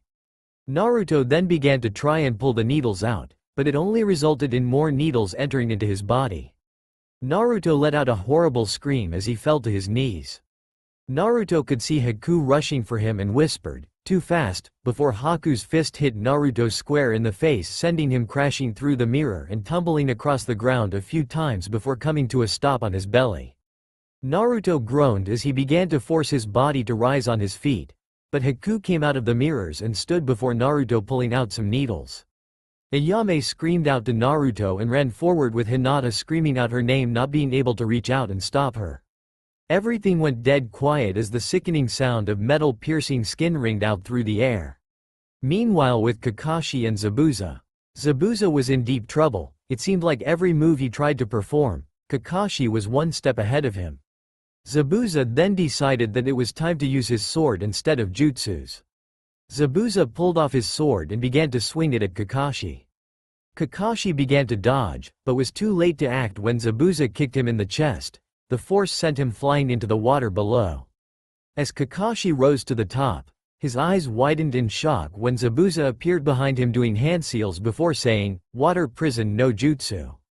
With that, Kakashi was stuck inside of a ball of water and Zabuza said with a sneer on his face, "Now you can listen as my student rips your students into pieces." No sooner had Zabuza finished speaking, did screams fill the air followed by the sound of metal piercing skin and a deathly silence.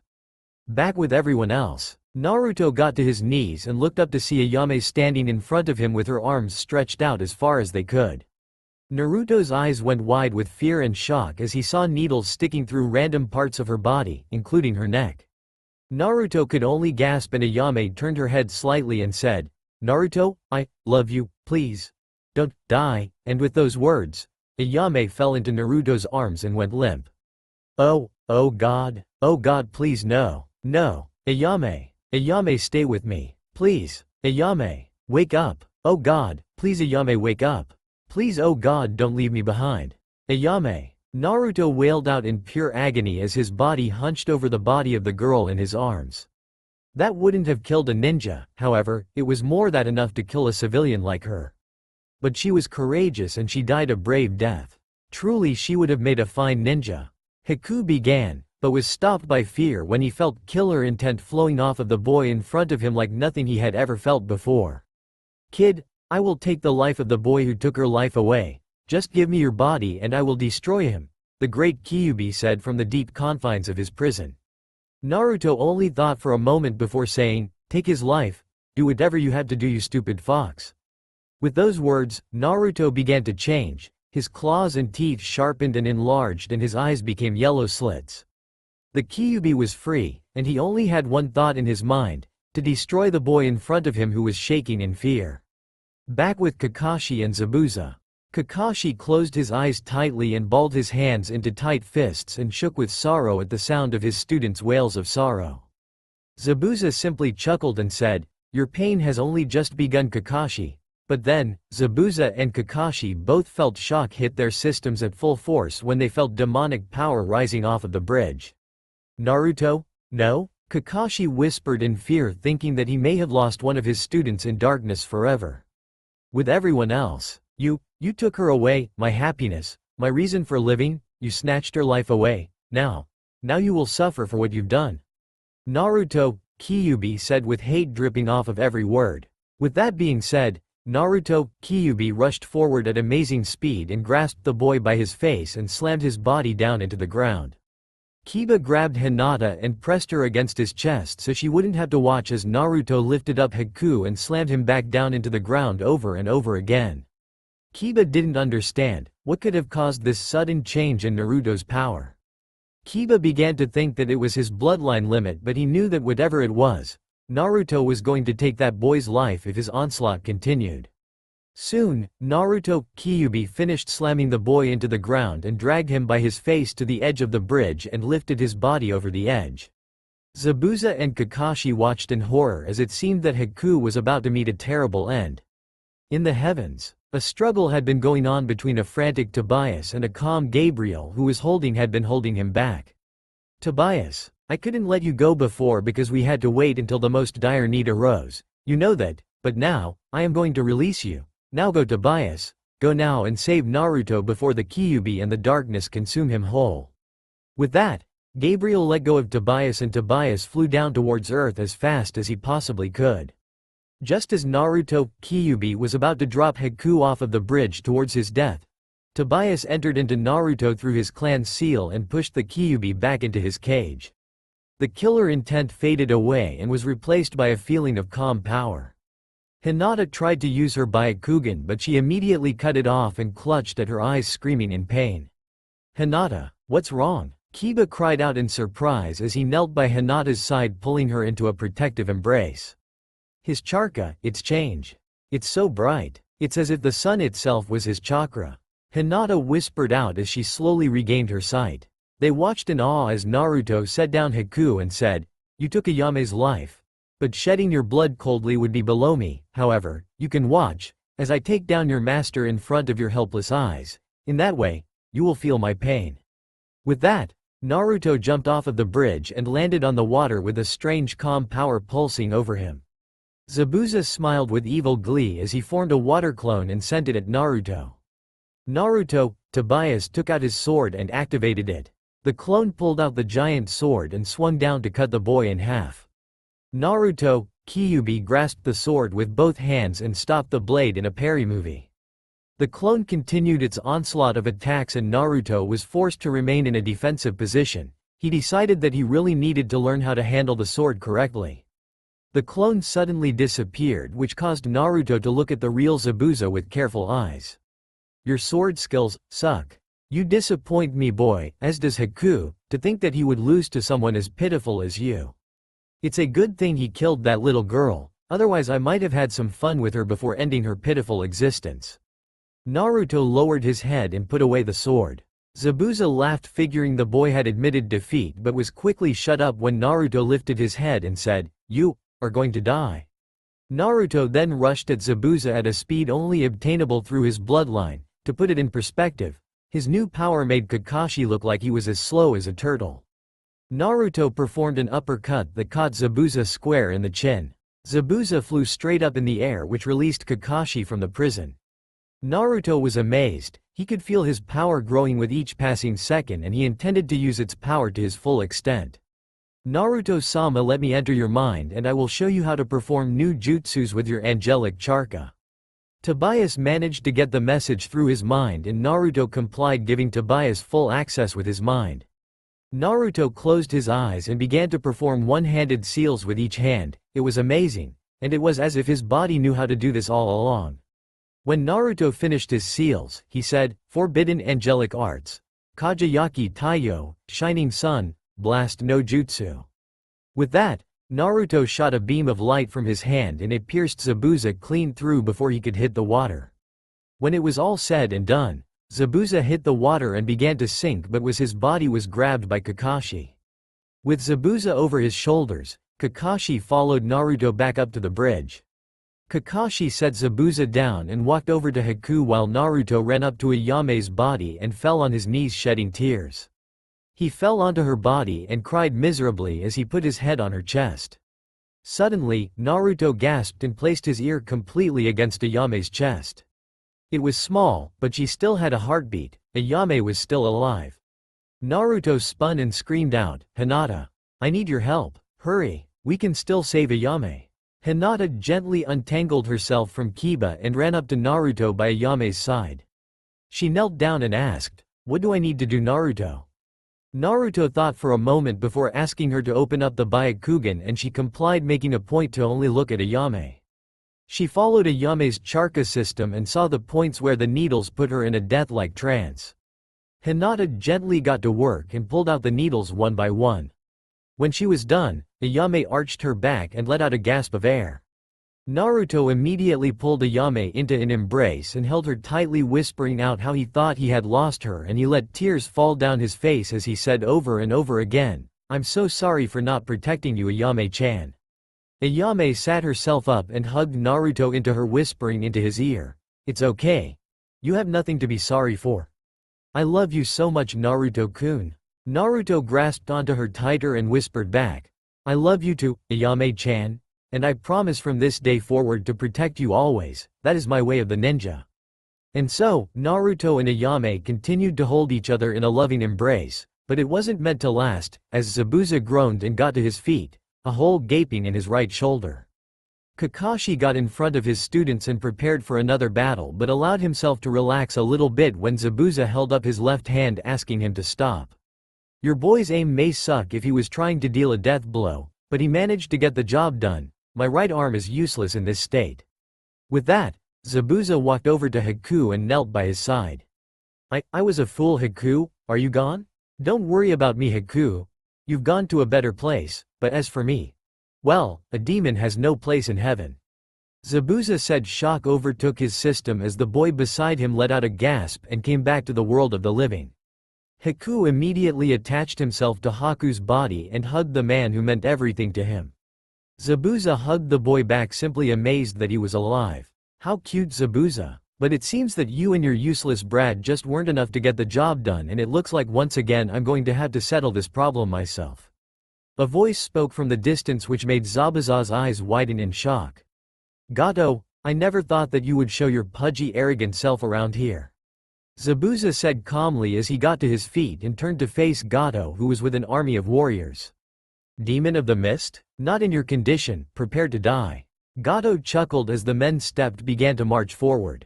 "Haku, live on, and please forgive me for having to what I must to set things right. Maybe one day I will see you in heaven. Until then, farewell, Haku." With that, Zabuza put his sword in his left hand and leapt next to Gato. The soldiers stabbed their weapons all over Zabuza's body, but it mattered not, for Zabuza completed his mission by clamming the head of Gato before he fell and died from his wounds. Haku screamed out to Zabuza and tried to move his body in vain. And so Haku wept for his teacher, the one who saved him, his everything. Naruto went to Haku's side and said, "I am sorry for all that has happened, but I promise with the power given to me by my bloodline limit that I will avenge your master's death."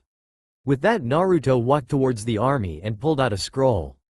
Naruto bit into his thumb and slid his blood across the scroll. He then performed the necessary hand seals and screamed out, "Summon." The army shrunk back in fear as a white phoenix with blue-tipped feathers appeared and landed on the bridge, staring the army down. The phoenix was quite large. Naruto knew that it had to be 3 times the size of his first summon, and then it hit him that he had summoned the king of all phoenixes. The phoenix looked down upon the terrified army before saying, "I am Fukkatsu, king of all the phoenixes, and I have come to a decision. You have all been judged evil in my eyes, prepare to die." With that, the gigantic phoenix began to flap its huge wings, which caused the feathers to fall off and fly down on the people below like a rain of needles. By the time the needles stopped falling, the entire army had already been decimated and not one was left alive. Fukkatsu simply watched as Haku finally managed to get onto his feet and stumbled over to Zabuza's corpse. Haku fell to his knees and cried over his falling master. The giant phoenix stared at the fallen man for a moment before saying, "This man did much evil in his lifetime, however, when his life was at an end, he was willing to give it all just to set things right and protect this boy. I have come to a decision. This man has been judged good, and as such he will be given new life." With that, the great phoenix shed a few tears which landed upon Zabuza's corpse. Fukkatsu then simply spread out his wings and flew back up to the heavens. When Fukkatsu was out of sight, Zabuza arched his back and gasped in air, his eyes wide as they could possibly be. After huffing and puffing a few times, Zabuza stared with confused eyes at Haku, who simply threw himself against Zabuza and hugged him tightly, crying his eyes out. "You've been given new life, Zabuza. How would you like to use this life in service of the leaf and become one of our own? Kakashi asked, looking at the man with his regular eye once again, putting his forehead protector back into its original place. Zabuza looked at Haku before looking back up at Kakashi and saying, "For your help and compassion, not only will Haku and I help you complete this mission, we will return with you and ask to become official ninjas of Kohona," Zabuza said, giving his best effort at a smile which turned out to be a smirk. Kakashi smiled with his eye before turning curiously to look at Naruto. "Naruto, this is the first time your bloodline limit has activated, and now I will explain to you exactly what it does. First of all, your chakra has been supercharged. This makes it much more powerful, but now you are going to have to learn how to control it all over again. Second, every jutsu that you use while an angel is inside of you will be archived into your subconscious and you will be able to use them at will.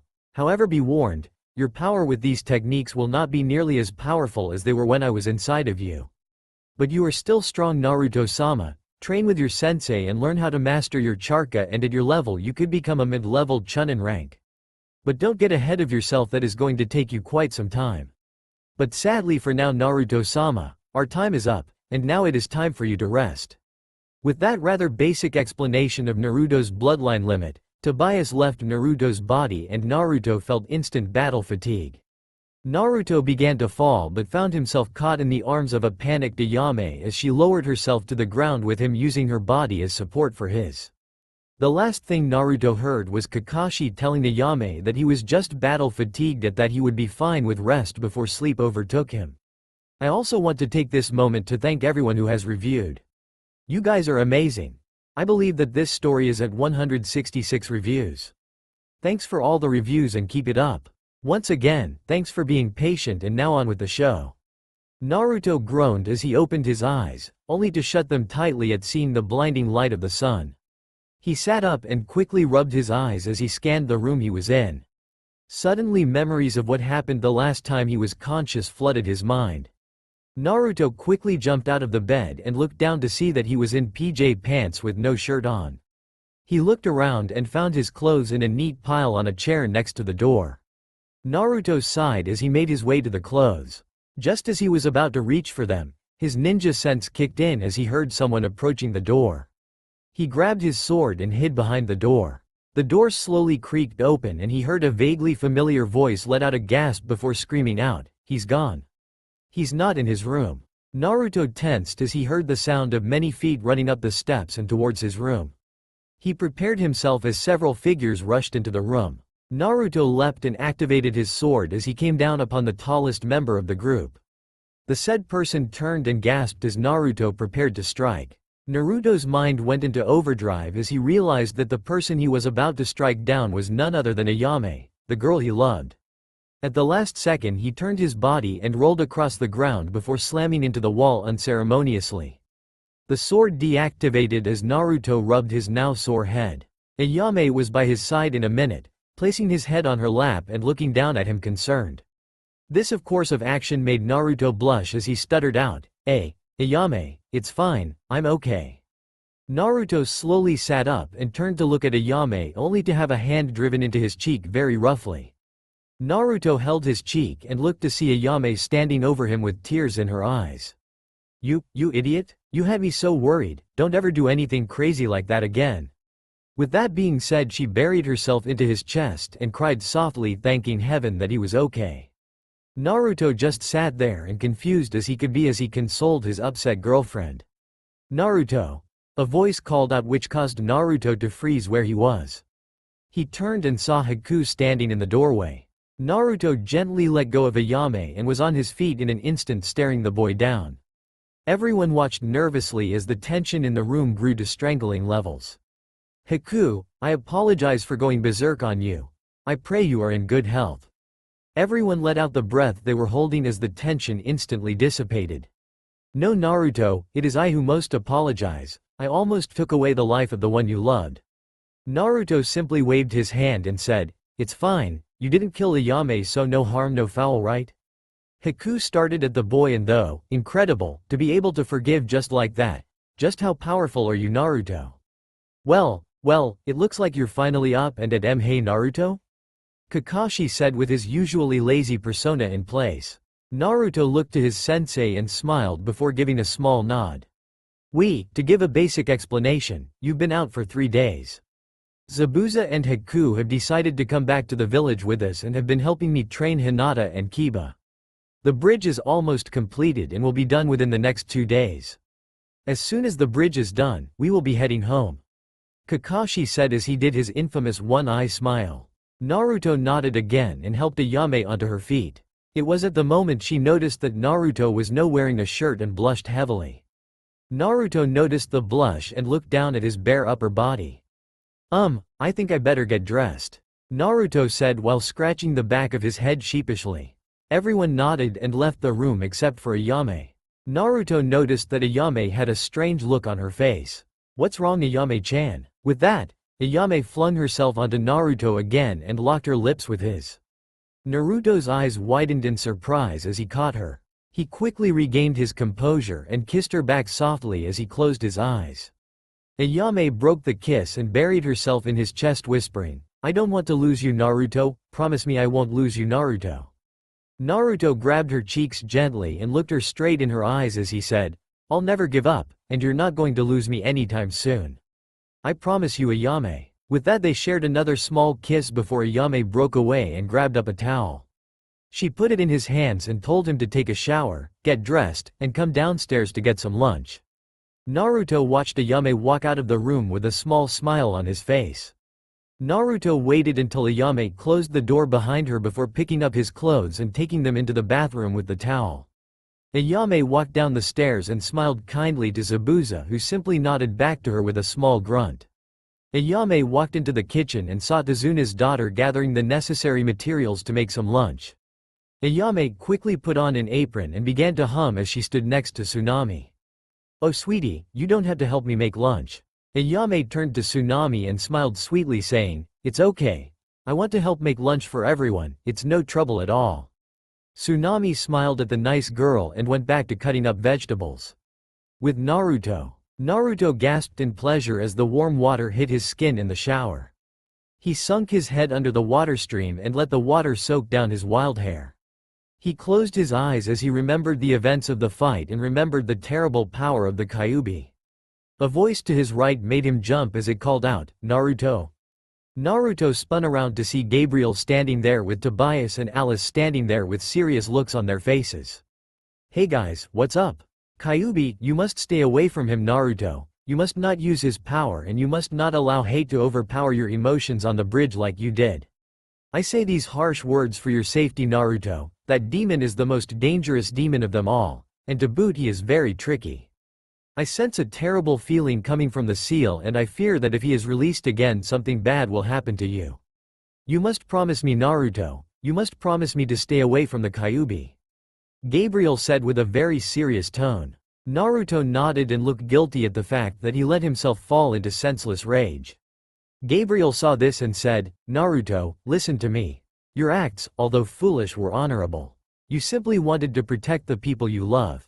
And although you almost fell into hate and despair, we managed to pull you out just in the nick of time, so basically, don't beat yourself up. Now that you know not to make the same mistake again, you learn from the incident and move on." Naruto gave a small smile and nodded again before seeing someone small hiding behind Gabriel, Tobias, and Alice. "Hey, who's that?" Naruto asked curiously. Gabriel gently grabbed a small girl and brought her out from behind him. "This is Alexis. She is the most intelligent angel and is responsible for information gathering and a few other unmentionable things." The girl bowed slightly and Naruto did the same, letting the water pelt down his back. "To keep this short as to not raise the suspicions of your friends, the Chunan exams are coming up for the ninja villages and you are going to need training. I already know that your teammates are going to train with their families and that your sensei is going to be helping train the Uchiha child who just recently activated his Sharingan bloodline limit," Alexis said before taking a breath and continuing. "We wish to take you on a training trip to teach you some skills to help make you stronger, as well as teach you absolutely perfect chakra control, strength conditioning, and speed conditioning." Alexis finished speaking and Naruto's mouth was hanging open. Sure, the training will be awesome, but I have only one request," Naruto said watching as all eyes turned on him. "I want my sis to come with me and I want her to be able to see you all. I consider her part of my family. I think she should be able to see you guys as well." The angels all seemed to flinch and turned to each other, talking in a huddle. Naruto watched anxiously as the angels talked. Before long they all turned to Naruto and Tobias said, "We need to go discuss this with our superiors. We will give you our decision before you step foot back into Konoha." Naruto nodded and waved goodbye as the four angels disappeared. Naruto quickly finished his shower and dried himself off. Just as he finished getting dressed, a knock came at his door and Kiba let himself in. "Hey Naruto, lunch is ready, so get your butt in gear." Naruto came out of the bathroom and followed Kiba down into the dining area. Naruto saw everyone waiting for him and scratched the back of his head sheepishly. "Sorry guys, I got a bit distracted." Everyone waved him off and both Ayame and Tsunami both said, "It's okay, we just finished getting it ready." Everyone had a pleasant meal and at the end Tazuna said, "Everyone, I have an announcement." Everyone turned their eyes to him and Tazuna took a deep breath. "The bridge will be finished tomorrow. We are so close to accomplishing our dreams and we owe it all to you brave ninjas, who took on a job that was above you and rose to the occasion. And you young man," Tazuna said pointing to Naruto. "When all hope seemed lost you summoned that giant phoenix and brought back our hope. Because of this I am going to name the bridge the Great Naruto Bridge." With that declaration Ayame squealed and latched herself onto Naruto. Everyone else smiled and nodded and some clapped. While Naruto simply kept his head down. "Stop," Naruto said softly, but the tone of his voice was felt by all and everyone stopped what they were doing and started at him. Naruto unlatched himself from Ayame and got up out of his chair, his face still hidden by his bangs. "Don't name your bridge after me," who showed that deep down inside he is a monster. The entire room was silent until a loud slap echoed across the walls. Naruto looked at Ayame in shock as tears streamed down both of their faces. "Don't you ever call yourself a monster again, or I swear that I will never speak to you again." Uzumaki Naruto. You fought with your entire heart and saved these people. You are not a monster. You are a hero. After speaking her piece, Ayame slammed herself back into his chest and wept. Naruto held her close, whispering over and over again that he was sorry. "She's right, you know Naruto, don't beat yourself up over the small details, you have to see the whole picture. Remember, a ninja sees underneath the underneath," Kakashi said with his one-eye smile. Everyone agreed, and with that being said, lunch was cleaned up. The next day was very uneventful.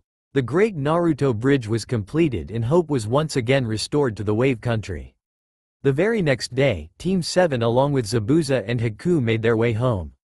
The last night of camping before they would reach Konoha, Gabriel, Tobias, Alice, and Alexis came to Naruto while he was on first guard duty shift. "Naruto, we have made our decision." Naruto slowly got to his feet and turned to look at the four angels. Naruto waited anxiously, wanting to know what their choice was. Gabriel took a step forward and took a deep breath. "After deliberating with our superiors, we have decided that we are going to give your sister the ability to see us." Naruto smiled and bowed to them, thankful for their service. The angels immediately took on a somber attitude again, which took Naruto by surprise. "Naruto, I have to warn you that your training will be more intense than anything you have ever experienced before. But before we get to that, it's time that we all went to have a talk with your inner demon." Before Naruto could say anything, Gabriel surged forward and placed his hands on Naruto's head. The next thing Naruto knew, he was standing in front of the massive cage of the Kyubi. Naruto began to shake in fright as the giant demon came into view and looked down at him. "Foolish little boy, coming to my lair and getting so close, time to die," the Kyubi said as he brought forth a massive paw and took a swung at Naruto. Naruto closed his eyes waiting for death, but the blow never came. When Naruto opened his eyes, he saw that the paw had caused a massive indentation where he had moments ago been standing. Naruto looked up to see Gabriel standing behind him with a hand on his shoulder. "Don't be scared Naruto, we are here with you," Gabriel said as Tobias, Alice and Alexia came into view. "Ah, Gabriel-san, how nice of you to join us with your ragtag group of pathetic angels," the Kyubi said, chuckling darkly. Gabriel took a step forward and boldly said, "Don't talk back to me, you wretched demon, lest I send you back to hell where you belong." Kyubi chuckled again before saying, "Gabriel-san, there is no need to be spreading empty threats. We both know that if you destroy me, that your precious would-be warrior dies along with me." So listen and listen well, Gabriel, because I'm only going to say this once. You will not succeed in your goals for this child. I will break free and I will take this body for my own. In an instant all 4 angels exploded with energy which made the Kyubi retreat back rather into his cage. All 4 angels spoke at once in loud commanding voices as they said, "You shall do no such thing." Gabriel looked to Alexis and said, "Do it now." Alexis stepped up to the seal on the cage and pulled out a strange-looking talisman. The Kyubi's eyes widened in surprise and he leapt forward roaring with fury. Kyubi took a swing at Alexis but his paw was stopped by Gabriel. Kyubi pulled back his paw and swung with the other one. This time Tobias and Alice caught that paw and held it tightly as Alexis finished placing the talisman over the seal. When she was finished, Gabriel grabbed Naruto and they teleported back into the real world. Naruto woke up and sat up from the grass he was lying on. "Naruto, we adjusted the seal so that the Kyubi cannot contact you at all. However, it isn't a permanent solution. To completely seal away the Kyubi we would have to get rid of the seal that your father placed on you and set in a new seal. However, this would kill you, so that isn't an option," Alexis said before pausing. "We will be back into contact with you when you arrive at your house. At that point in time we will make it so that your sister can see us." Naruto nodded then bowed to the angels. They bowed back and disappeared just as Kiba came to take over guard duty. Naruto went back to his tent and got inside. As soon as his body hit his sleeping bag, he fell asleep. The rest of the trip was uneventful until they reached Kahona. Everyone sighed in relief, glad to be home. However, their relief was short-lived as several Anbu leapt down around them with weapons drawn. A Anbu wearing a bear mask came forward and said, "Care to tell us why you have an unknown boy and an S-ranked missing ninja in your company, Kakashi-san?" Everyone was tense until Kakashi rubbed the back of his head sheepishly and said, "Oops, guess I forget to send a message ahead to the Hokage."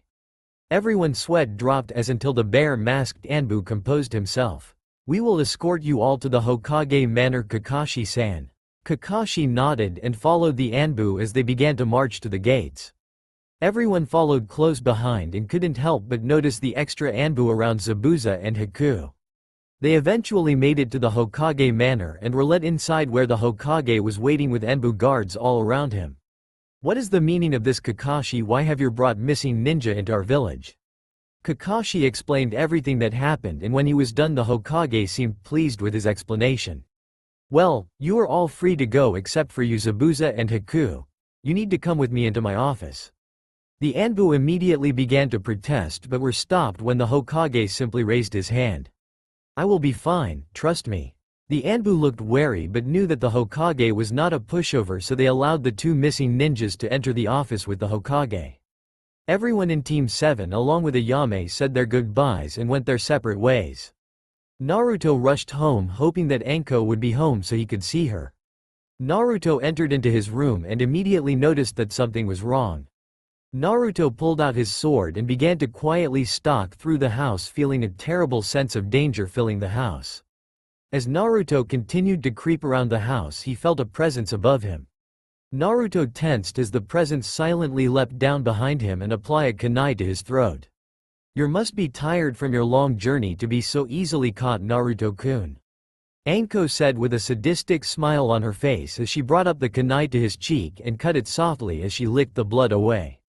Naruto shivered as he felt her tongue on his skin. Naruto remembered how Anko used to be crazy with her bloodlust but had managed to tone it down some. However, when she was in the mood for blood, and it made her very feisty. Naruto tapped his sword against her stomach to make the point that he didn't miss her. She smiled and pulled him around into a fierce hug. "I missed you, little bro. Stuff has been boring without you around."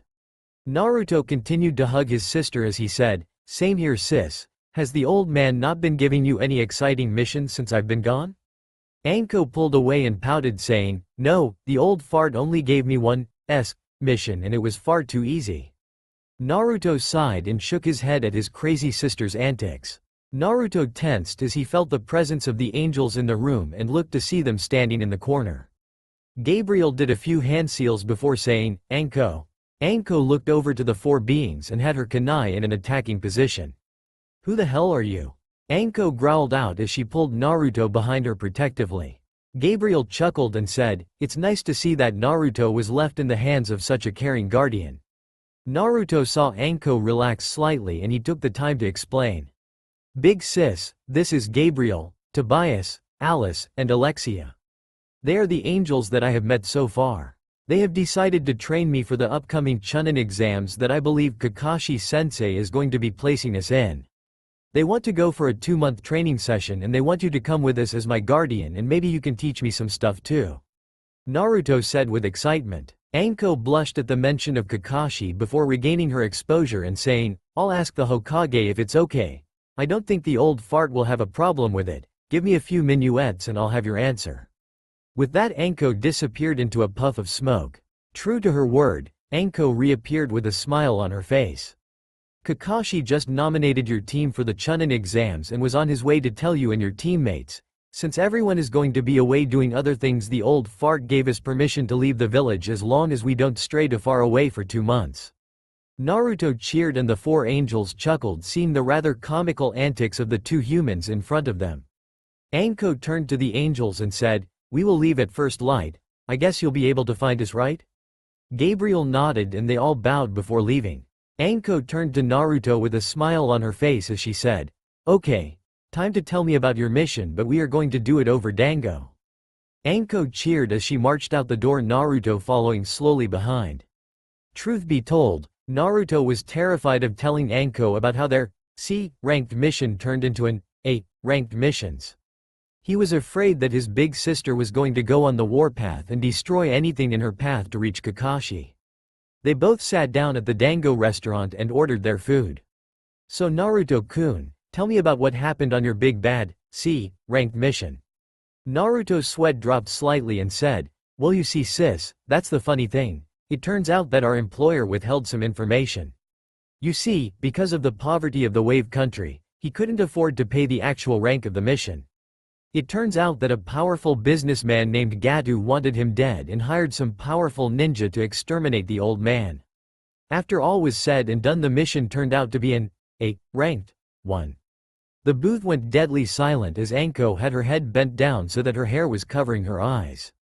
Suddenly Anko got to her feet and placed some money near him. "Naruto-kun, enjoy the dango and please bring some home for me. I have some business I have to take care of that I forgot about." With that being said, she quietly left the restaurant and Naruto knew that meant that destruction and chaos was soon to follow in his sister's wake. He just prayed that Kakashi could hold his own against the hurricane or wrath that was an angry Anko. With Kakashi was sitting in a recliner in his home reading his favorite little orange book when he suddenly sneezed and got a terrible feeling of impending doom.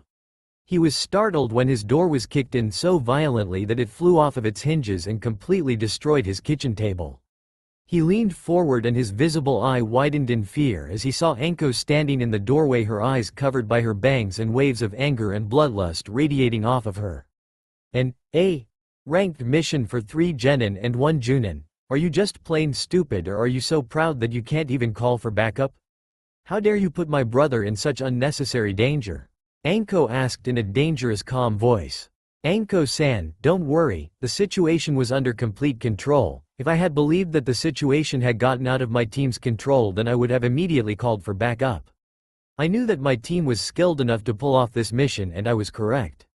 Anko immediately began to shake as she rushed forward and attempted to slam her fist into his head, however it was caught softly by his hand.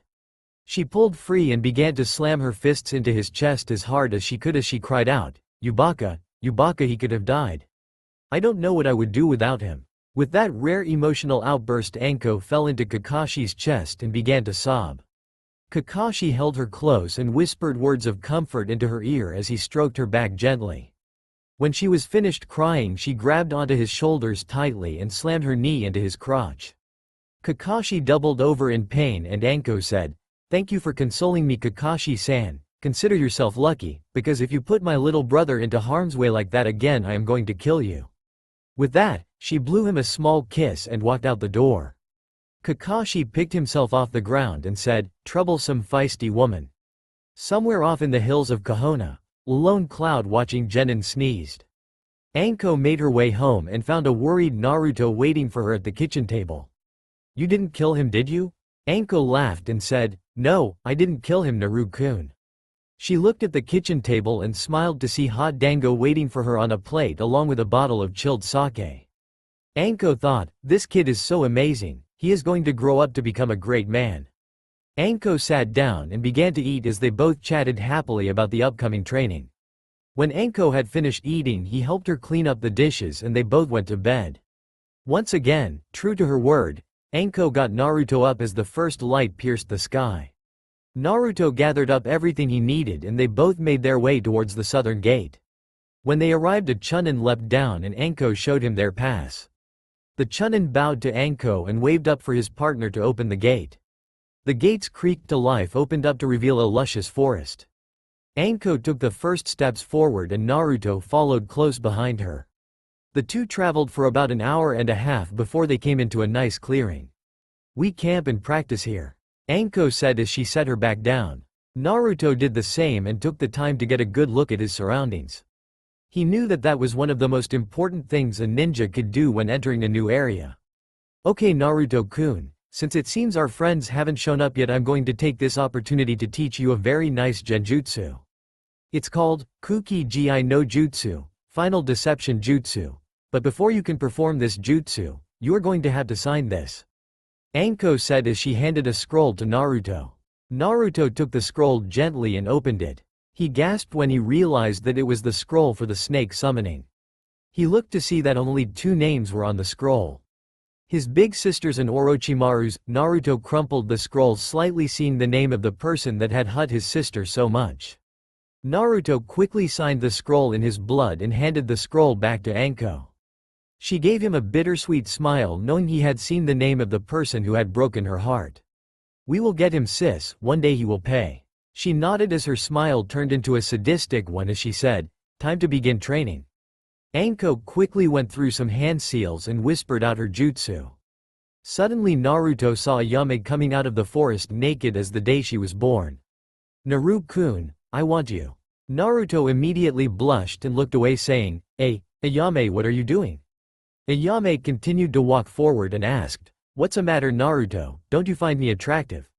Naruto turned back and went to reach for her, when suddenly there was a bright flash and he found himself covered in poisoned snakes. "Did you like it, Naruto? This genjutsu has left you in a give up or die situation, so you can see how useful it is," Anko said with a small smile on her face as she called her snakes off of him. After experiencing the jutsu, Naruto took quickly to mastering it. The hardest part was being able to focus his eyes so that he could catch the person in the jutsu. But soon enough he caught Anko in it, and whatever she saw left her in a daze.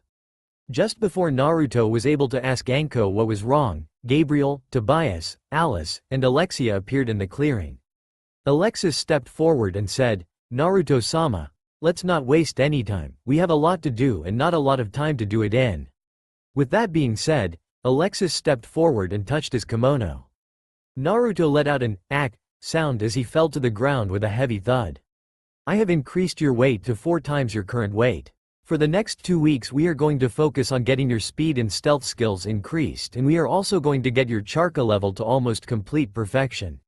Naruto groaned as he got to his feet, and Anko had her concerns. "I'm not trying to challenge your authority, but isn't this a bit of overkill?" Alexis turned to Anko and bowed before saying, "With all due respect, Anko-san, with the amount of dangerous people in the world, there isn't a limit to the amount of training we could give him so that he would be prepared." Anko couldn't help but agree, but she hoped that these angels weren't going to kill her little brother. "Now Naruto, here is the exercise, we will give you a head start to get ahead. Your goal is to hide from all 5 of us and keep hidden. Each time you are caught you have to do push-ups and sit-ups that will increase in number each time you are caught. Also, in between this exercise, we are going to have you perfect tree climbing and water walking. As rewards, each time you impress us we will teach you a new jutsu or skill," Alexis said in a matter-of-fact voice. "Ready, begin," Alexis said, and after Naruto's eyes widened in momentary shock, he took off as fast as he could under the immense weight. Needless to say, Naruto was found rather quickly by Anko and was forced to start off with 25 push-ups and sit-ups. This went on for the entire week and a half alongside of Naruto water walking and tree climbing with the ridiculous amount of weight. By the end of the time limit, Naruto looked like he was ready to drop dead. Very good, Naruto. In this short time you have managed to hone your speed and stealth skills dramatically, and you have also perfected your tree climbing and water walking exercises. Because you have impressed us 3 times over, you will be given the next 2 days to rest. Then we will teach you 2 techniques, and I will also show you a very useful sword skill. Naruto gave a small woo-hoo before falling into the arms of his sister out cold. Naruto slept the whole 2 days through and was awoken by Anko on the 3rd day. Naruto, they have come back and they are ready to teach you again. Naruto sat up and watched as Tobias came forward to whisper something into Naruto's ear. Naruto smiled as he stood up and removed his kimono. Naruto arched his back and let his wings burst out. Ever flown, sis? Naruto said with a smirk on his face as he zoomed forward and grabbed a hold of her. Before she could protest, he leapt up and began to flap his wings, sending them sailing into the sky. Anko clung to her brother, amazed at his new strength, as he held her like she was as light as a feather as he glided through the air with grace and style. After a while, Naruto set her back down on the ground and walked up to the angels with a grin on his face. Gabriel took a step forward and said, I am going to teach you a sword style now as a reward, Naruto. It is called the Fire Torrent Slash. A simple yet effective attack with a simple yet effective name. Naruto nodded and drew his sword. He activated the fire blade and waited for Gabriel's instructions. It's really extremely easy to do, Naruto. Like activating the blade. Imagine launching a wave of fire at your target with all your will and swing the blade. Just make sure that the blade slides across the ground before you arch it up over your head like this. Gabriel said as he grasped Naruto's hands and taking him through the motion. Imagine Naruto using the sword like a golf club, and that's how the pattern of the slash arch. Due to its beautiful simplicity, Naruto mastered the skill with only a few tries. After he was done, Tobias stepped forward and said, the technique I am going to teach you much harder to learn. It's called Shiningu Yeba, Shining Blades. Basically you need to focus your chakra into your wing seal and then burst your chakra like you want it to fly up into the sky. Also, you need to have your wings activated to do this attack. Naruto stepped into the clearing and began to try to focus his chakra. It took Naruto many tries where nothing happened until suddenly, his wings glowed and feathers began to shoot off of his wings and soared up into the sky. Everyone looked up to the sky, and Gabriel shielded Anko with his wings as everyone else did the same for themselves as the feathers rained down, sticking into everything they hit except for the wings, which they simply bounced off of with a loud, clanging sound. When it was over, everyone removed their wings and looked around to see the field literally impaled with feathers everywhere they looked. Naruto's mouth was wide open and Tobias took the chance to explain. Basically, the amount of chakra you pump into the seal determines the attack radius of the attack. Naruto nodded to show that he understood and jumped around, eager to learn his third prize.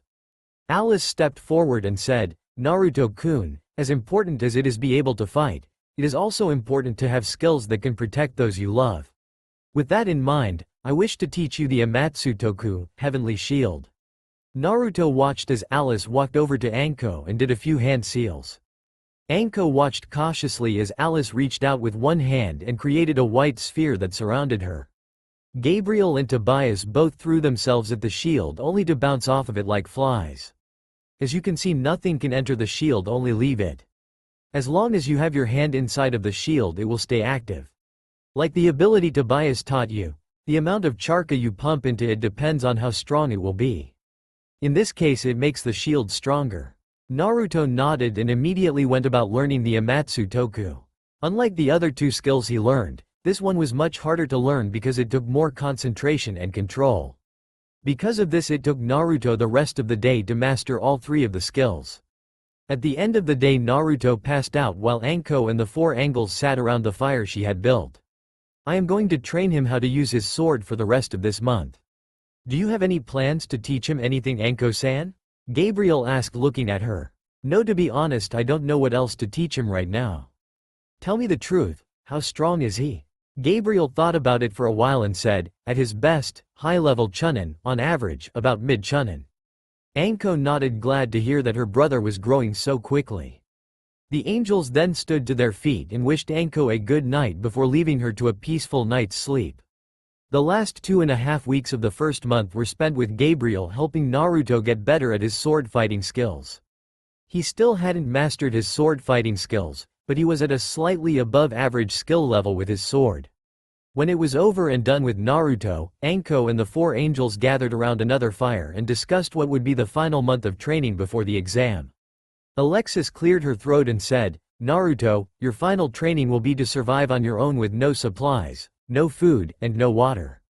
Also, you will have to learn the 2 jutsus on this scroll and also create your own taijutsu combo."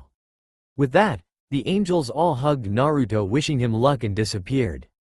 Anko got up and gathered up both her gear and Naruto's gear. She hugged him gently and said, "Please stay safe, I'll be back to get you at the end of the month." Naruto nodded and watched as his sister walked away. 1 month later, Anko was wandering through the forest searching desperately for her brother.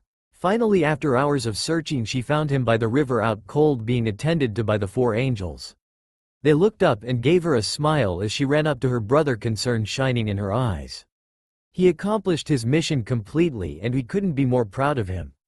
Right now, all he needs is rest to get him ready for the exams, and we have no doubt that he will become a Chunan. Anko nodded and picked her brother up, grunting at the weight of his clothes as she carried him back to their home. Finally, after what seemed like hours, she finally managed to get him back to his bed. Anko took this time to notice that Naruto had lost all the baby fat from his face and it made him look much more mature. Also, his hair had grown to the point where even with the headband on his hair came into his eyes. She also took the time to notice that Ayame would appreciate how toned Naruto's upper body had become. The next time that Naruto woke up, his team was waiting downstairs for him to go to the Chunan arena. Along the way, Naruto chatted with Hinata and Kiba and was glad to hear that they had also grown stronger. For Kiba, he had learned many of his family's jutsus and he also mastered almost all of the ones that he learned. As for Hinata, she had broken out of her shy shell and had rocked her father and the Hyuga elders when she embarrassed her younger sister with the shortest fight in their family history. Naruto smirked, feeling confident that his team would make it all the way to the top and be the all-stars of the tournament. As they entered the building, they saw Sasuke causing a big scene, telling the guards to drop the genjutsu and let them go up to the 3rd floor. Naruto shook his head and muttered out, "Idiot," as everyone filed up to the 3rd floor while Sasuke and some guy in a green suit fought. When everyone finally made it to the 3rd floor, Naruto took the time to look around at everyone in the room. As his eyes scanned over everyone, a red-haired boy in the corner stood out due to the evil aura that was coming off of him in waves. Naruto shuddered as he felt the madness that had corrupted the boy when movements to his left caught his eye. "My name is Inuzuka Kiba and I am going to wipe the floor with all of you," Kiba declared while a panicking Hinata tried with all her might to pull her boyfriend down from the table he had gotten on. Naruto growled as he pulled Kiba down from the table roughly and whispered, "Idiot. Stop drawing the attention and anger of everyone here towards us. You're putting us all in unnecessary danger." Kiba muttered out that he was sorry and that he didn't know what had come over him. Naruto looked around and to his horror he saw that his worst fears had come true because every team was glaring at him. Naruto scratched the back of his head sheepishly and said, "Forgive my zealous teammate here. It's how he deals with his nerves." Naruto let out a sigh of relief as all the assembled teams grumbled and let Kiba have one last vicious glare each before they turned away to go back to their own business. "That was close. You should keep your stupid friend quiet if you wish to live long." Naruto turned around and saw a silver-haired man with glasses on staring down at him. "Thanks for the obvious advice. My name's Uzumaki Mitarashi Naruto, what's yours?" The silver-haired man chuckled at the blonde's sarcastic remark and said, "My name is Kabuto. It's a pleasure to meet you, Naruto-kun. I wish you luck in the exams." Naruto watched as Kabuto went over to the rest of the Rookie 9 and pulled out some cards. That man reeks of snakes. Stay away from him, Hinata, Kiba." They both looked at him strangely, but Kiba understood, knowing that only one person smelled of snakes beside Naruto's sister and himself, and that person was the S-ranked criminal Orochimaru. "Do you think he is somehow connected to that man, Naruto?" Kiba asked quietly. "I don't know, Kiba, but I have a feeling that time will tell." No sooner had he said this than did the sound ninja attack Kabuto and shatter his glasses with the sound wave attack. Naruto watched with interest as the door was kicked open to reveal a tall man with a wrapped-up face. "All right, you little maggots, no more fighting. My name is Morino Ibiki and I am your first examiner." Every team must choose a team leader. All leaders are to line up at the door and wait for further instruction. The large man yelled out as his eyes scanned over all the genins that were participating this year. All the teams began to talk and many chose their team leaders immediately. Team 7 was having a slight bit of trouble deciding who would be the leader because Kiba wanted to be the leader, but Hinata believed that Naruto would be better suited for the job. Kiba-kun, I'm not calling you weak, I just believe that Naruto here is the one to most likely keep his cool under intense situations, and that is what we need in a leader. Kiba finally gave in to his girlfriend's obvious logic and Naruto stepped into line with the other team leaders. Alright, all team leaders will follow me into room 305 for special instruction. The rest of you are to stay here until further notice, and remember, there will be no fighting unless I give you specific instructions otherwise. Anyone who is caught fighting without permission will be removed from the test along with their teammates. With that being said, Ibiki walked out the door and the team leaders followed very closely behind. Once all the team leaders were behind closed doors, Ibiki turned to them all and cleared his throat. As chosen team leaders, it is your responsibility to know your team's strengths and weaknesses. The first part of this test is done in 3 parts. One part is a written test, the second part is a ninja obstacle course, and the third part is a tracking test. You must take one test yourself and assign your other 2 teammates to one test each. Basically, all 3 members of your team will cover all 3 portions of the test. If you do not choose wisely and your team fails, the blame will fall on you. Ibiki took a breath before continuing by saying, when you have made your decisions, line up at the door but don't leave. You will be called out one at a time. When you are called out, you will give your name, the names of your teammates, and which portion of the test you assigned to each teammate. With that said, Ibiki left the room, giving the leaders time to make their decisions. Everyone was in deep thought and Naruto was no different. Kiba simply can't do the written part. Hinata is much smarter and with her eyes she can cheat even if she doesn't know the answers. The problem is who should do the obstacle course. With Kiba's family abilities he would be much better at the tracking test, so I guess that leaves me to the ninja obstacle course. Naruto walked to the door and was second in line behind the red-haired kid who reeked of madness and bloodlust. The boy simply glared at him before turning back to the door. Naruto winced at the terrible feeling this boy gave and couldn't help but shake the feeling that somehow, this boy had something in common with him. Finally, after what seemed like an eternity, everyone was in line and they began to be called forward one by one. Everyone gave the information they were required to give and everyone was separated into 3 separate rooms. Naruto watched as more and more other people filed into the room that had been chosen to run the ninja obstacle course.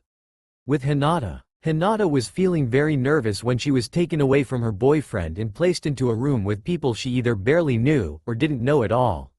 She sat in a seat and watched a female Chunan enter the room and explained that they had been chosen to take a written test to see just how smart they were.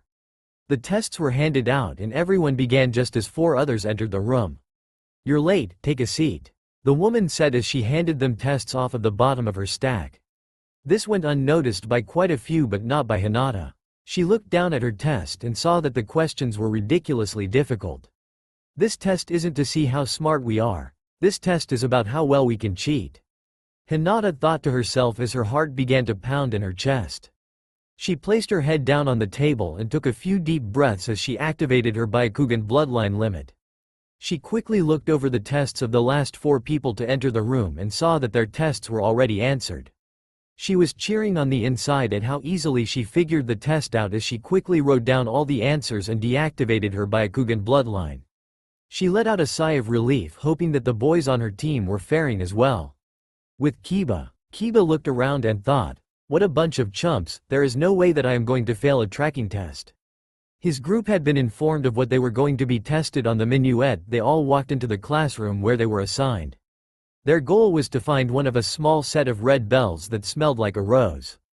Kiba tensed as a Chunin came up and said, "Alright everyone, get ready, and go." Kiba leapt forward on all 4s. Akamaru clung onto the hood of his jacket as Kiba shot ahead of the pack, nose sniffing as intently as it could. After about 15 minuets of shopping, and 2 piles of flowers later, Kiba found a bell hidden inside of a gutter on top of the most popular dango shop in Kahona. Kiba gripped the bell tightly and raced back to the starting line, hoping that his teammates were faring as well as he was. With Naruto. Naruto felt every muscle in his body tighten up, partly from fear and partly from anxiousness, as the red-headed kid who reeked of madness began walking his way, looking him straight in the eye. "What is your name?" the red-haired kid asked as his darkened eyes narrowed slightly. Naruto started at this kid like he had grown another head as he said, "Uzumaki Mitarashi Naruto, why do you ask?" The red-haired boy just continued to glare at him and said, "My name is Gaara, I can tell that you are strong. I will enjoy spilling your blood in the finals." Naruto shuddered against his will as he watched the boy walk away. Suddenly a Chunan entered the room and said, "Follow me to the obstacle course, everyone." Naruto sighed, glad to get a chance to get as far away from Gaara as possible. He still felt that somehow the psycho had something in common with him, he just couldn't place his finger on it. After about 15 minuets of traveling, they arrived at what looked to be a very dangerous-looking obstacle course. "Alright brats, listen up. This isn't very difficult, make your way through the course. At the end there is a wall you must walk up by pumping chakra into your feet. Using your hands won't be tolerated. When you reach the top, ring one of the bells, and that will declare that you have completed the course." After the Chunan gave his explanation of the course, he raised his hand and swung it down, yelling out, "Begin." Naruto began to race towards the entrance with a grin on his face, thinking that maybe this test wouldn't be as hard as he thought. The grin was quickly wiped off of his face as he jumped over a hurdle, only to find a giant log held up by ropes swinging towards him. Naruto's eyes widened as he quickly hit the ground and did a roll as the log swung over him. Naruto quickly jumped the next hurdle and did a faceplant as the log came swinging back over him. He waited until the log passed over him again before jumping to his feet and leaping over the final hurdle. When he was done, he continued to run forward and he looked side to side to see that only about 3/4 of the competition was left in the running. He grinned as he hit the ground once again and began to crawl through a barbed wire maze. He growled as the barbed wire cut his hands, but he didn't slow his pace as he continued to give it all he had. Pretty soon Naruto was back on his feet and saw that there was a set of stepping tires that he had to run through. Naruto heard a strange ticking sound and looked down in horror to see that spikes slid into the holes of the tire and realized that they would impale his ankles if he didn't move fast enough. Naruto picked up the pace as he heard the sounds of screaming around him from some genin suffering a terrible fate at the hands of the tires of doom. Finally Naruto made it through all of the tires and found himself at the wall. Naruto grit his teeth as he took a running start and began to pump chakra into his feet. Though Naruto was feeling winded due to the amount of extra weight he was lugging around, he decided to run all the way up the wall and finally he was at the top. Naruto grinned as he rang the bell, happy to know that he had come in at first place. After the race, Naruto was led back into the room he was in before and waited as the rest of the leaders were led back in. They watched as the man named Ibiki entered back into the room. "Congratulations to all of you who passed your tests, but it's not quite over yet. You must all make an important choice now. Do you trust your teammates? If you don't believe that your teammates passed their tests, then you can decide to move ahead yourself. However, by doing this your two teammates will fail. It's time to make your decision. What happens if you choose to believe in your teammates?" One genin asked. "Good question. If you choose to believe in your teammates and even one of them has failed, you will all be failed and you will not be able to try for the Chunan exams for another 5 years. Now make your decisions." Naruto heard a lot of gasps come from the leaders and he had to admit that the thought of failing and not being able to try out again for another 5 years made him flinch. But it was then, in that small moment, that he remembered his sensei's words, "A ninja must look underneath the underneath." Little did Naruto or the rest of the team leaders know that in the other two rooms the same question was being asked to their teammates as well, in an attempt to create division and doubt amongst the teams. This would determine who not only had a sense of loyalty, but would also show who had the clarity of mind necessary to see through deceptions, two skills that were extremely essential for being a Chunin. Luckily for Team 7, the wise words of their sensei rang clear in their minds over and over again. A ninja must look underneath the underneath. With those words in mind, Kiba, Hinata, and Naruto all chose to believe in each other, and they passed the first test. The next thing they knew, they were all led to a new room and they all ran up to each other discussing their ordeals with each other. After a few minuets of waiting, a new man walked into the room and everyone turned their eyes to him. "Hello you brats. My name is Jiraiya and I'm your second examiner." Come with me and I'll explain the test once we get where we are going. With that being said, Jiraiya looked at Naruto and thought, this is the son of my ex-student, Arashi. You would be proud of your son if you could see him today. As they traveled towards their destination, Jiraiya remembered the conversation that the Hokage had with him to convince him to be the second examiner. Flashback. Why did you call me back here, sensei? What was so important that you couldn't put it in a scroll, even in code? An impatient Jiraiya said as he stared down his sensei, the third Hokage. The Hokage got out of his chair and walked to his giant window that overlooked the village. I believe that your student's son is ready to learn his father's legacy and skills, Jiraiya, and you are the only one who can teach him. Jiraiya bit his lip as he thought about this offer. On one hand, he was going to have to lug this brat around with him wherever he went. On the other hand, it was his only student's son and he knew that he owed to Arashi to teach his son. Fine old man, but he better not be a giant brat, and he has to be able to leave the village with me after the exam because I'm not staying here. The Hokage nodded his permission and said, everything will be done as you ask. Now with the matter of meeting him, I have just the solution. End flashback. Jiraiya growled lightly at how easily he had been roped in by the old man when he realized that they had already reached their destination. Jiraiya stopped and waited for everyone to catch up and catch their breaths. Welcome to the Forest of Death, everyone. The rules of this test are very simple. Make it to the tower at the middle of this forest with your team intact. The catch is, one member of your team will be put under a paralysis jutsu so that they can act as an injured teammate. One person will act as scout for the team and it is the already chosen leader's job to carry the injured teammate and keep his team safe until you reach the tower. In the forest there are numerous Chunan and Junin who will try to incapacitate you and your team, thus making you fail the test. Your secondary objective is to keep away from these Chunan and Junin or fight your way past. With that being said, Jiraiya began to hand out forms to everyone. This is a release form so that this village won't be responsible if you are killed during this test. Everyone signed the papers and handed them back to Jiraiya, who tucked them away into a safe place. With that, everyone choose the person to be injured for their teams and Naruto choose Kiba so that Hinata could use her eyes to be a scout. After Jiraiya created several shadow clones and went about creating injured teammates, he said, let the second test for the Chunin exam begin. Naruto quickly picked up Kiba and said, Hinata, stay ahead but keep within my eyesight, keep watch for any of the Chunin or Junin. Kiba groaned as they raced into the depths of the forest. Several miles into the forest and 3 missed Chunin, Junin later, Hinata fell back to Naruto and said, it seems that Sasuke and his team are fighting someone, however, this person has far too much chakra to be a Chunin or a Junin. I fear that Sasuke may be in danger. Naruto growled as he set Kiba down. Hinata, protect Kiba until I get back, I will go scope it out.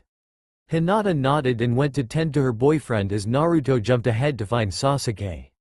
When Naruto finally found Sasuke, he found that both of his teammates were out cold on the ground and that Sasuke was fighting a losing battle against this strange man. Naruto got himself ready and waited for the right time to ambush the powerful man when he was his chance. Naruto ran forward, watched in horror as the man turned around and grinned like a maniac as he swung a back fist and connected with Naruto's cheek. Naruto went flying into a tree and had just gotten to his feet when the man rushed forward and grasped Naruto's neck. Ah, they Kyubi brat, let's see that seal. Orochimaru said as he raised up Naruto's kimono. Once again, Orochimaru grinned like a maniac as he cried out, 5-finger seal. As he slammed his fingers into the seal, causing Naruto to cry out in pain. Inside the Kyubi's cage, the Kyubi growled as he felt his cage shake, but his attention was immediately caught when he was the talisman fall off the seal as the seal began to dim down. The Kyubi laughed with excitement as he slammed into the seal, giving him just enough to take control for a few moments. At the same time, in the heavens, Gabriel released Tobias and realized in horror that the Kyubi had temporary control of Naruto's body. He gasped when he realized what the Kyubi had planned as he screamed out, Tobias. Wait, but it was already too late. With Naruto and Orochimaru, the Kyubi took over Naruto's body at the last second and moved so that Tobias entered into the cage seal instead of one of the bloodline seals. Tobias was forced into the seal, which released the Kyubi. The Kyubi began to laugh, but it was short-lived as he felt that the boy was still in control. How is this possible? No matter, I can now influence the boy to do my will until I find a way to completely take over. The Kyubi said as he began to influence Naruto's mind to wake up and destroy the man in front of him. Orochimaru was about to toss Naruto away when he suddenly felt that something was wrong. He looked back to the boy and saw that his white and gold clothes had turned black with a red outline and that his hair had grown very long.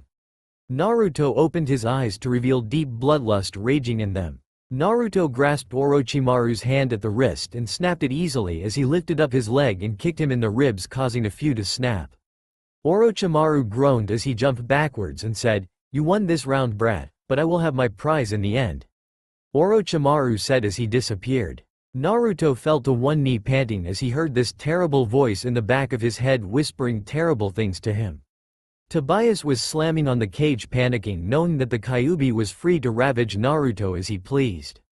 In the heavens, Gabriel was pacing back and forth knowing that something terrible had happened when he lost contact with Gabriel. Gabriel made the decision to fly down and check on what was going on. The sight that greeted him left him in shock. Gabriel looked Naruto over and knew that somehow the demon was free. "Kyubi, what have you done?" Naruto began to laugh softly as he started at the angel with hate in his eyes. Now I know the truth, you lied to me. I could have had so much more power with the Kyubi in my bloodline, but you tried to seal him away because you were jealous of him." Gabriel's eyes narrowed dangerously as he knew that somehow the Kyubi hadn't taken complete control, but that he was polluting Naruto's mind with thoughts like these. "Naruto, you know that what you just said isn't true. The Kyubi is dangerous and you must fight him now." Naruto took a step back and turned to flee from the angel. Gabriel was about to give chase, but he knew that he had to go back to the heavens and explain what had happened and come up with a strategy to seal the Kyubi away again. With that thought in mind, Gabriel warped away praying that they would not be too late to stop the Kyubi. After a few minuets of racing, Naruto made it back to his team and Hinata raised an eyebrow at Naruto. "Another transformation for my bloodline limit, it's time to go." With that, Naruto picked up Kiba and they raced towards the tower. That's all for now. If you enjoyed this video, then please like, share and do comments.